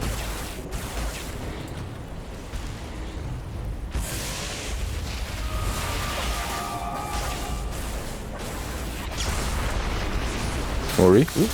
Yeah, that's a big jump in there as they get on top of Ori and they just take him down. What an assassination that was! XG Gaming, they kill off the enemy mid lane with seemingly no effort at all. That was insane. Yeah, Paparazzi rotating in with an Arcane Rune, obviously helping out a bit. But Razor is nowhere near that point in the game in which he feels, well, let's not say unkillable, but strong enough to turn a gank. Paparazzi? Now they move across, they're trying to get some revenge on Paparazzi, and they're going to be able to do exactly that. Great little catch there from Aster. No. He got wrecked by PQ. Like that. Yeah. What a nice fire snap cookie. Beautiful. Yeah, maybe a little bit greedy from the Storm as well, going for that one, but underestimating PQ a bit there, perhaps. He has that Arcane Rune, of course you're going for it. Like, if their only stun is a skill shot, you're a mid player having a good game on Storm, you're like, I'll own this pleb. I'll take the rune in front of his. It's gonna be a morale damage for him. I'll take this rune in front of his nose. Didn't work out. And instead, it's emotional damage for you. Emotional damage.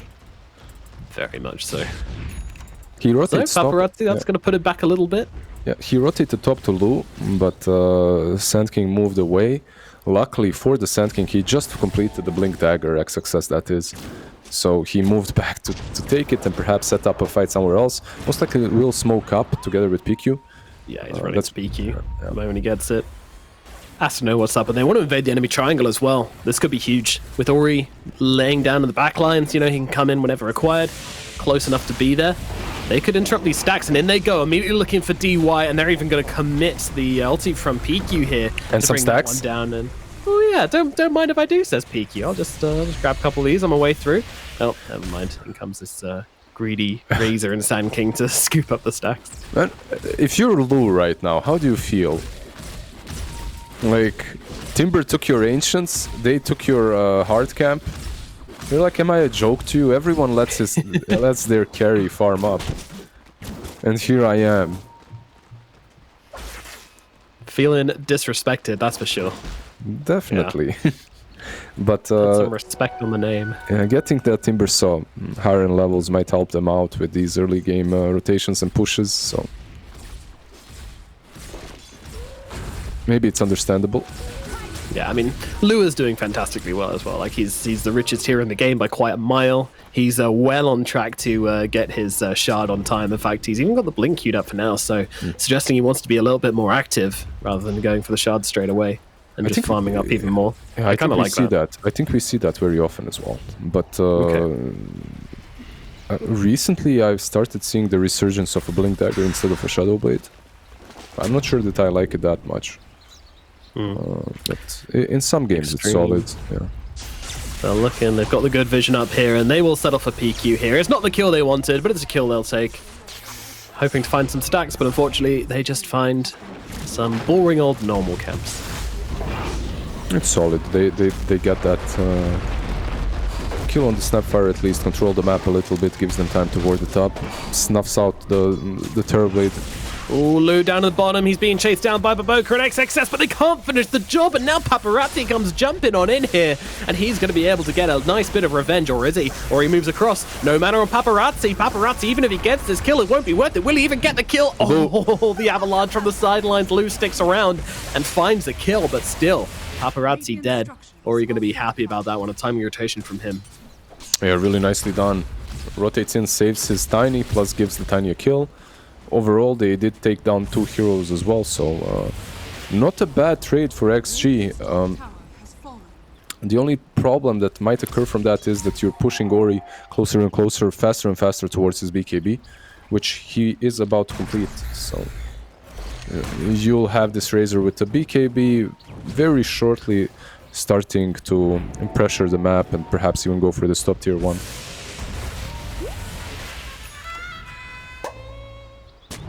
Something that we didn't really discuss that much or at all on the side of Aster until TB is online. Their objective taking, like tower taking, is abysmal, right? It's not really that great. And on the side of XG, they can do it any way they wanted to. Like Tiny can do it, Shadow Shaman can, Pugna as well. Can they catch Storm? Trap is set, but it's going to be a tricky one. I need to see him first. Paparazzi, I the knew spider senses a tingling. Yeah. Really nicely done. There was a ward, but I don't think it spotted anyone, right? Like this dire ward, it was still Moonlight Shadow, so I don't think that he saw anything. I don't think so. I think that was just a good read. But yeah, Tiny still holding on to that gold. Finally buys himself. He just buys the shot and the Blink Dagger straight up. If you buy in bulk, you get a discount. Oh yeah, that's true. That's true. The shopkeeper's good trade relations Lu has with him. Success. Oh, the burst strike on the backlines here finds 2. Beautifully done, but the arrow is a little bit too late, and that's going to allow the Storm to escape. And now he's actually jumping back in here, Paparazzi. What are you doing? He's poking the beast, that's for sure. Lou getting his blink dagger cancelled by the sandstorm, so couldn't find the jump in to jump with his storm there, but they might be setting up beautifully. But Ori's got the BKB, he's just turning it around upon them. They need to back out. They can't fight into the Razor BKB, that is for sure, but Lou turning around, getting the kill. They are just fighting around him regardless. And now they look across. Old 11, though, might be running out of health from theirs. That's Fire of the Storm going to work and tearing that poor old Timbersaw apart. But Lou jumps in again and finds himself another pick off on the sidelines here. So not a total loss here from XG, but yeah, actually could be considered a reasonable trade. Yeah, Lou looking like he had the best fight of his life, when in fact it was very questionable. He tried to blink in a couple of times, but every single time he gets nicked by something and doesn't manage. Oh, goes in on Razor. Well, they're going now onto the big target. Ori no BKB. Can they keep him alive? They don't have the saves, but they got a burst straight through into the Storm. Arrow. Storm stunned as well, but the tree finds him. They catch him from downtown, but they also trade it for Paparazzi as well. A little bit too ambitious there, shall we say, from Paparazzi. At least the Razor did die as well, right? So it's a trade. It's not like Storm died in Wayne for absolutely nothing. Yeah, that's definitely an oh well death. You know, you die and you just say, oh well. Mm-hmm. So far, all of his deaths were like that. Oh well, at least my Tiny got something. Oh well, at least my team's doing well. A sacrificial Storm is not what we're used to seeing, but it can work, especially with this BKB build. Usually we see people go BKB then into Ags when you go for this route. And I think that's a great option this game. It kind of gives your team that team fight which you're looking for. And you're not really afraid of anything. Once you pop that BKB, you can go on top of any single hero in this game and finish them off if there's enough damage. Top lane, Tank is scouted out, but he's not alone. Or he is, actually, never mind. Yeah, Aaron not going to connect, but it's not going to make a difference. No. Old 11 was nearby, but... Lou gets another one over in the enemy side of the base. It looks like they went for a rotation here on PQ and on XXS, and they're the ones who actually end up getting double killed by Lou. That's not how that was meant to play out. Is there an arrow or something? Okay. Heals into the arrow, standing up Lou here. He doesn't have a BKB on the Tiny, but he does have a TP, and they don't have enough damage to get through him, so the Tiny will escape. Oh my god, Lou is just having the game of his life right now. Clutch decision there just to pop that TP and try and get himself away. Yeah, really, really nicely played from him. Like, not only does he get that streak, but also gets out pretty damn solid. Like, the fight in the dire jungle had a couple of mistakes on him, but everything since then has been pretty damn amazing. And Beakup also mentioned to me that a lot of these Tinies have been going through a Moon Shard as their first item, then into the Moon Shard into Ag's Shard, but doesn't do it this game. I assume that's because you're playing against a TB. You don't want to try and out-carry him. You kind of just want to try and play a little bit more tempo than usual. But wait, so, is he certain that the Moon Shard would be picked up before the normal Shard? Because usually I see the normal Shard and then the Moon Shard after. Yeah, that makes... I mean, he didn't say that, I said that. Yeah. Stop making stuff up. I haven't seen it much. Yeah, just talking nonsense, just spouting lies. That's what I do, man. You can't take it away. They do have a BKB on TB. The question is, are they ready to fight with it? Like, perhaps they can pressure an objective, go for that rush. They do have a little shredder to work with. Maybe it's an option. But it looks pretty damn scary for them to take a fight before these next big items. Like Refresher on Razor, Skadi on TB.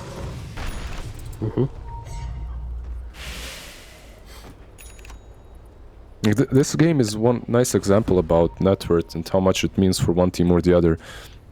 Like, you see that XG is just under 1k ahead. And do you feel like that as well? Or do you feel that they're stronger? No. I feel like they're stronger because of this TB. As I jump in here onto the Razor, a little bit of harassment here, maybe a bit more than harassment actually. He's forced to pop the BKB and turn around and sap the damage away from Lou. So Razor getting pretty low in that one, but overall not really the initiation which Extreme Gaming were looking for there. There was no follow-up. What was that? Well, you could arguably jump in with PYW and Hex and Shackle the Razor, but then there's follow-up from XXS. So it's questionable if you would be able to take that fight properly. Paparazzi still has a BKB. He can go in. The wraparound, they found Odo 11. This is going to be a tricky time to bring down, especially with DY healing up from the sidelines as Paparazzi jumps onto the Sand King, and XXS has taken out the engagement. But look at terribly, he's stuck. He's just gone. His first fight he turns up to, and he just gets his muffin baked. And now Paparazzi up the high ground, looking for the +1. But Boca just getting poked in the bum by Paparazzi here, and Thank's going to come across as well and make sure they can guarantee this kill. And this is Roche, right? You go straight into it. The Razor is already down bottom. You can't even contest that. There's no way. But that's why PYW is one of the best Shadow Shamans ever. Like, there's a fight happening on one side. He catches TB before the meta, before BKB, before anything. He keeps him controlled long enough for the rest of the team to follow up and finish him off. Yeah, fantastic point, honestly, and well demonstrated. Tank is just, oh my god, you can't give this guy a Shadow Sham without having a plan to deal with it. I can't believe that happened to Mono in that fight. Like, that feels so bad at the TB, you know. Playing carry, the hardest thing about it is your fight selection. And first fight you rock up to and you just get like 100 to 0 without getting any spells or items off. You're just like, well. And the wards That's just fun. blocked. The wards just blocked everyone out. Like, no one could come and save him. The arrow was used. Sand King was already pretty much committed to the Timber Saw. There was no one to break that. Oh, jump in here. The double damage rune actually getting denied as the BKB comes out from Paparazzi to turn this one around, and he's looking for the Sand King. They've already lost Baboka, and they're going to lose more as XXS falls as well. Lou already hunting for the +1, but I think they'll just be finding themselves a tower from this one, but that's more than okay by then. It really feels that the network is very similar, but the way XG uses this network at the moment is much, much better. I'm not saying that they're outplaying in like some super sick way. I'm just saying that their heroes benefit more from what they've got. Yeah, this BKB on Storm's just doing crazy work as well. Like, he can jump whoever he wants without fear. Yeah, like Razor without this refresher doesn't feel that scary. Same goes for the TB that doesn't have the Skadi. Once they get these two items, perhaps. Aster, they haven't used snakes yet. You're getting your tier 3 tower. Look at this pushing power coming out from Extreme Gaming. Aster, you need to turn up. You need to defend your base. Your home is in trouble. And they will do that. They will turn up. They will throw out the kisses and clean up these wards, but not before losing a tier 3 tower 23 minutes into the game with just a 3k net worth gold advantage. That is insane from Extreme Gaming. What a read. Yeah, they just back out. The crab fight, Timber Saw just chains away. Can't really follow up, can't catch him. Once that stun is used by Sand King, your control is a bit lacking afterwards. Arrow follow-up needs to be there. If it's not, they just run away. Yeah. I feel like XXS needs its BKB, like, now.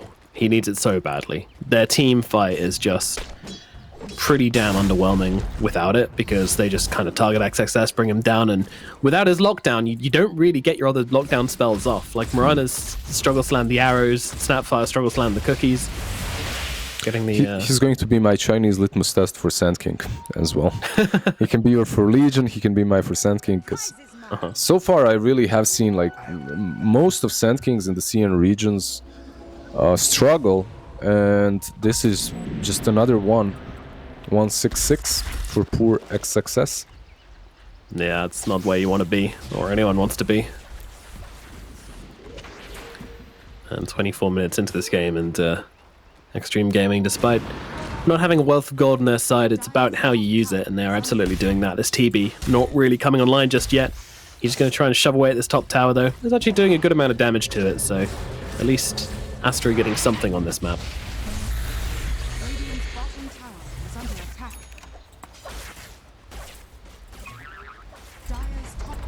Do you feel like Ori's struggling to get much done in these fights? Of course. So far he's struggled as he really didn't have the items to accomplish a lot versus these heroes. But now with the orb, maybe things will change. And in they go! Oh my goodness, there's so much damage! Ori is just evaporated from the face of the earth! Where did he go? Yeah, it's safe to say that the orb did not make things any different. Yeah, health 13 health regen. Couldn't quite regen him through that burst damage, unfortunately. Although they have caught out the Timbersaw here, but have they really? Paparazzi comes flying in on the sideline. Still no BKB coming out from the TB. He's dead as well. Unbelievable. Now they'll lose Paparazzi at the very least, but they don't have buybacks on their cores. Buyback from the Snapfire coming out. Nice jump here from XXS. That is actually a beautiful epicenter coming through. He's going to take down 2 and an Aegis, but old 11 coming on through and getting some revenge here. And guess what? They're not done. They're going to take 2 lanes of barracks from this. XG are just playing at a tempo which Aster simply cannot match. Even though that was an amazing epicenter, even though Storm died, can they catch it? Almost. Nothing going their way. Yeah, just really nicely done by XG, really. Getting that Razor instantly blown up, and it's a recurring team, isn't it? Like if they see Ori, they go on him. I feel that his ulti was 15 seconds away. It was still on cooldown, so he wasn't sure exactly how to approach that. You don't really want to pop that BKB. You don't want to use the refresher orb for it. You want to save. You want to delay for a couple of extra seconds, but XG, they don't allow that. They just strike the moment you're out of position. Yeah. Playing so damn fast, honestly. Like, this is the XG you need to be scared of, right? We've seen a lot from this team. Some games, they just don't seem to have it. And some games, when they hit this pace, they are just probably the scariest team in the region when they find this pace. It is unbelievable the pace they can play at if you give them the game for it, but again, their issue is consistency. Their issue is finding these games. But Aster, obviously the Giant Slayers, you know, they haven't lost against these top 4 teams. Do not forget that. And they don't want to start now as they get a great initiation. Can they find the lockdown? No, Storm gets off the BKB, so they will be able to kill off Tank, but Paparazzi gets away. But nonetheless, Aster making a statement here and moving into the enemy side of the map. Well, they made more than a statement. Meta was used. So, once this meta is out, Rosh will not respawn in 2 minutes. If you're XG, you can just dodge that. Or even go on Ori. Well, they just go here. Yeah, they need to get off this BKB again, but the lockdown and the damage is just too much. And now they're fighting without their Razor. Oh my goodness. I mean, Monet's still in this fight. He's still got this ultimate up as well. So he's going to look for the targets with this Skadi, just running into the middle of the team fight and trying to blow people up. Lou, he's in some trouble. Shadowblade, no detection. Death? No, it is not. Now the BKB's running out and it's time for the turnaround. The damage is piling in onto the DB. He needs to get off the Sunder, but that is not happening. Lou with the perfect timing on the toss. Your carries are dead. Your base is destroyed.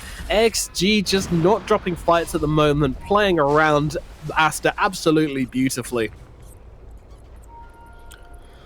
Yeah, they just go for the tier 2. I wouldn't be surprised if we see a couple of letters written in the chat very soon. There is Sand King back up in a couple of seconds, so maybe he can do something about this defense, but these are megas, realistically. Okay, maybe not. 10 seconds for Razor. Maybe they can hold it. They have the Fortify. Wards. He's died twice since getting this refresher orb and hasn't used it either time, but they are looking to go in now. XXS cocking up that big epicenter, jumping on through there. BKB out from Ori as well as the Eye of the Storm. Refresher, the second one comes off, but XXS is already dead, so it's all on Ori now. What can he do? That is the question. The answer is nothing. GG. They will pop the GGs and they will get themselves out. The Megas are out and Aster are gone. The tiebreaker win, it belongs to Extreme Gaming.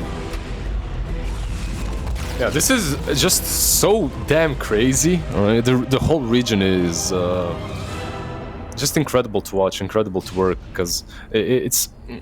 If you remember, when was it? A week or 2 ago, we were in the same matchup, exactly the same matchup, Team Aster versus Extreme Gaming, and it was Aster that won. In a very similar style. Yeah, they brutally defeated Extreme Gaming. They made us all question if Extreme Gaming was even good. That's what hard of a beatdown they received from Aster. And now they come back and they make Aster look like a bunch of 6Kers. I don't know, like... really, really nicely played by Extreme. Even though yesterday I saw the same exact matchup, and the last week, I believe once or twice, Storm versus Razor, in which Storm just bodies, Razor just bodies Storm, takes his tower, makes his game hard. Complete opposite this time around. Yeah. Extreme get the 2-0, and they played fast, which has been their MO this entire season. They average the quickest wins, they average the quickest games. They play very fast, which isn't really something we've seen a lot in China. I feel like the games have kind of slowed down as a whole. And I think Extreme with a lineup like this definitely took advantage of how slow some of these teams play, or how not like, I guess slow is the optimal word, but these teams aren't just moving like they did last year. It felt more skirmishy last year. Extreme still feel like that kind of team, right? Like they're always looking for a fight. They're always looking for more, and they're looking to play fast. And it shows how well Extreme Gaming can do with a high tempo. Yeah. And this is a crazy turnaround where Lou, it looks like he's about to die, and he actually comes back in for the avalanche. But of course, Paparazzi dies. Not something we see from Paparazzi often either. A sacrificial role on the team. I was surprised to see that. Yeah. He itemized like that as well, like 3 nulls into BKB. That pretty much makes a statement that you want to be fighting constantly early on, and those constant fights really help them out. The Sand King, once again, I need to say, underperforming even in the hands of XXS.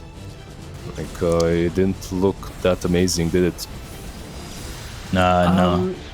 No, not. I mean, he had a rough time out the laning phase. You know, he was the big loser of the laning phase, and then Aster were kind of like, oh yeah, we kind of need to entirely play around Sand King for like the entire early mid game. He's our only teamfight controller. Without him, our supports are pretty much useless. And that's a very, very bad position to be in. I feel like Aster should have put more priority on helping XXS kind of come into the game a bit more.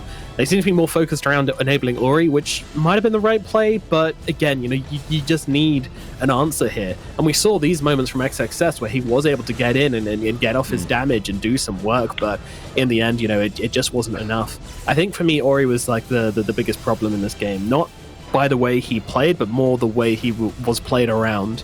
He had this BKB refresher, and just every single fight after that point he lost. He didn't get off his refresher off. He got it off once this game, at the very end of the fight, when he just kind of ran into 5 heroes and died. And he even just popped it twice instantly, I think. He popped BKB instant refresh. It was the second BKB straight after, I'm not sure, but it looked a bit wonky. Like, overall, I think that XG just played a little bit faster, a little bit better in every single aspect of the game in these two matches, right? In draft and execution. If you think about early game rotations from Aster, who would they connect on to? They would always connect on to either Shadow Shaman or the Pugna, right? Everyone else would survive. We've seen the moves into the triangle. If you're moving into the triangle, you're expecting the carry to be farming there, or at least to ward it up and protect the area. They move in, they kill a Pugna, they move out. They go to the jungle, they kill Shadow Shaman instead of the Storm, they move out. All their movements kind of failed, or they got punished for. So, not sure really. Like XG, they're growing, and I'm liking what I'm seeing. Like, I really expected a lot from. I expect a lot from any team that has PYW and DY on supports, and this secures the major spot for them, does it? Or it secures them second place over third place, so it pushes them up. Oh, they were going anyway, right? Yeah, this was another point. They are staying in top 4. Yeah. Everyone, this is the point I wanted to make. Like, this tiebreaker isn't so important. It's the decider between second and third. Whether that's really going to mean much, I don't know. Whether the teams are actually going to make it to the major, we don't know. We still have no official word on that. Even the people on the ground in Shanghai, they don't really know what's happening in their city at the moment, so it's all very uncertain. But it does, to be brutally honest here, it does feel unlikely that they will be able to make it there. We just don't know what's going to be in place instead and how important this tiebreaker is going to be. So that could be another factor in why Aster maybe didn't prepare as well for the series, because we've seen them play so much better than this, and it always comes down to this thing, right? Ehome, Vici, and now this tiebreaker, which didn't really mean so much. It feels like Aster are not giving it 100% in some of their games, and it's not very often I say that as a commentator, but I honestly believe that when it comes to some of these games, there's two kinds of Aster. You know, in the games they need to win, the Aster which they need comes out, and in games like this, there's just a different team.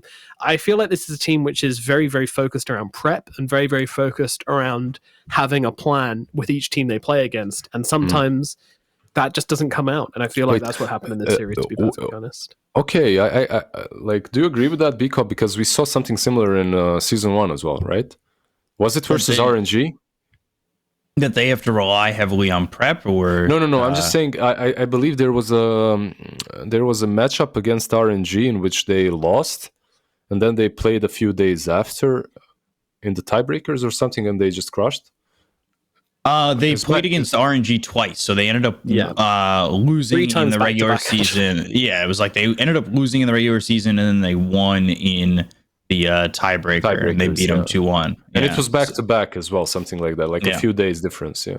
Yeah, and then they played again in the first round of the regional finals as well. So that was the rivalry between those two teams. They played like 9 games against each other on the trot.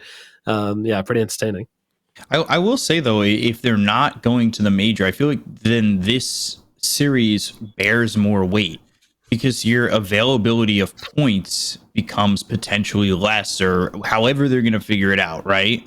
So this is moving into territory which is big ifs, but continue. So it would mean like the difference between however many points it is matters. Like maybe you miss TI by these 80 or whatever, 60, 80 points. Like I don't know. I think I'm sure there are bigger foreheads around figuring this whole situation out and doing the math. And actually I hope that something fair, something fair will be figured out so that no one suffers. Hopefully so.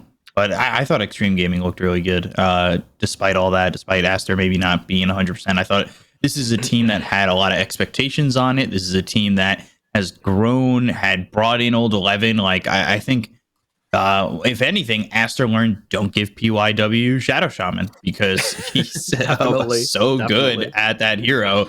Like, it's just like, you cannot give him that hero. That is such a comfort for him. And I don't know, it just felt like XG played them out of the water. So final thoughts here for not only this series, but this season, Nomad, if you got any, and then we'll go to Lizard. I mean, just one more comment about that game, by the way. Monet getting Monet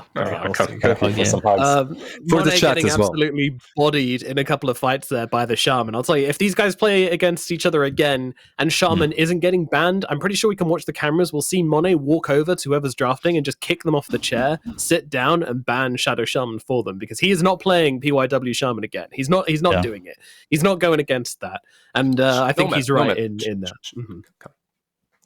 Bring it in. Feels so warm. Awesome.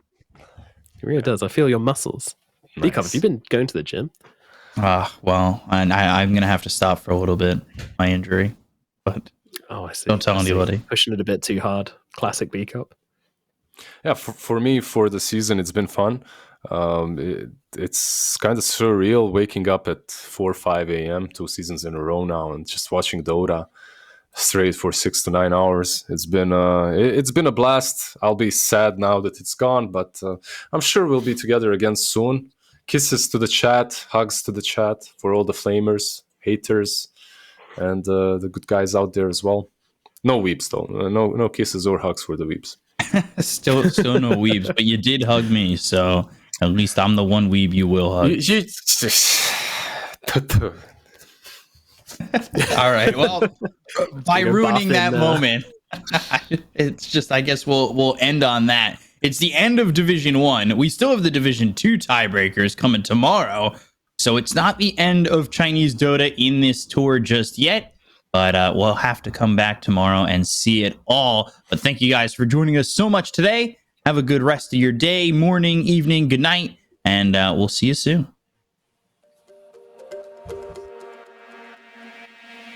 We're not okay. I look into your eyes and see you fade away. No, we're not the same. It's like we're on two sides of the Milky Way. Somehow we got used to the problems.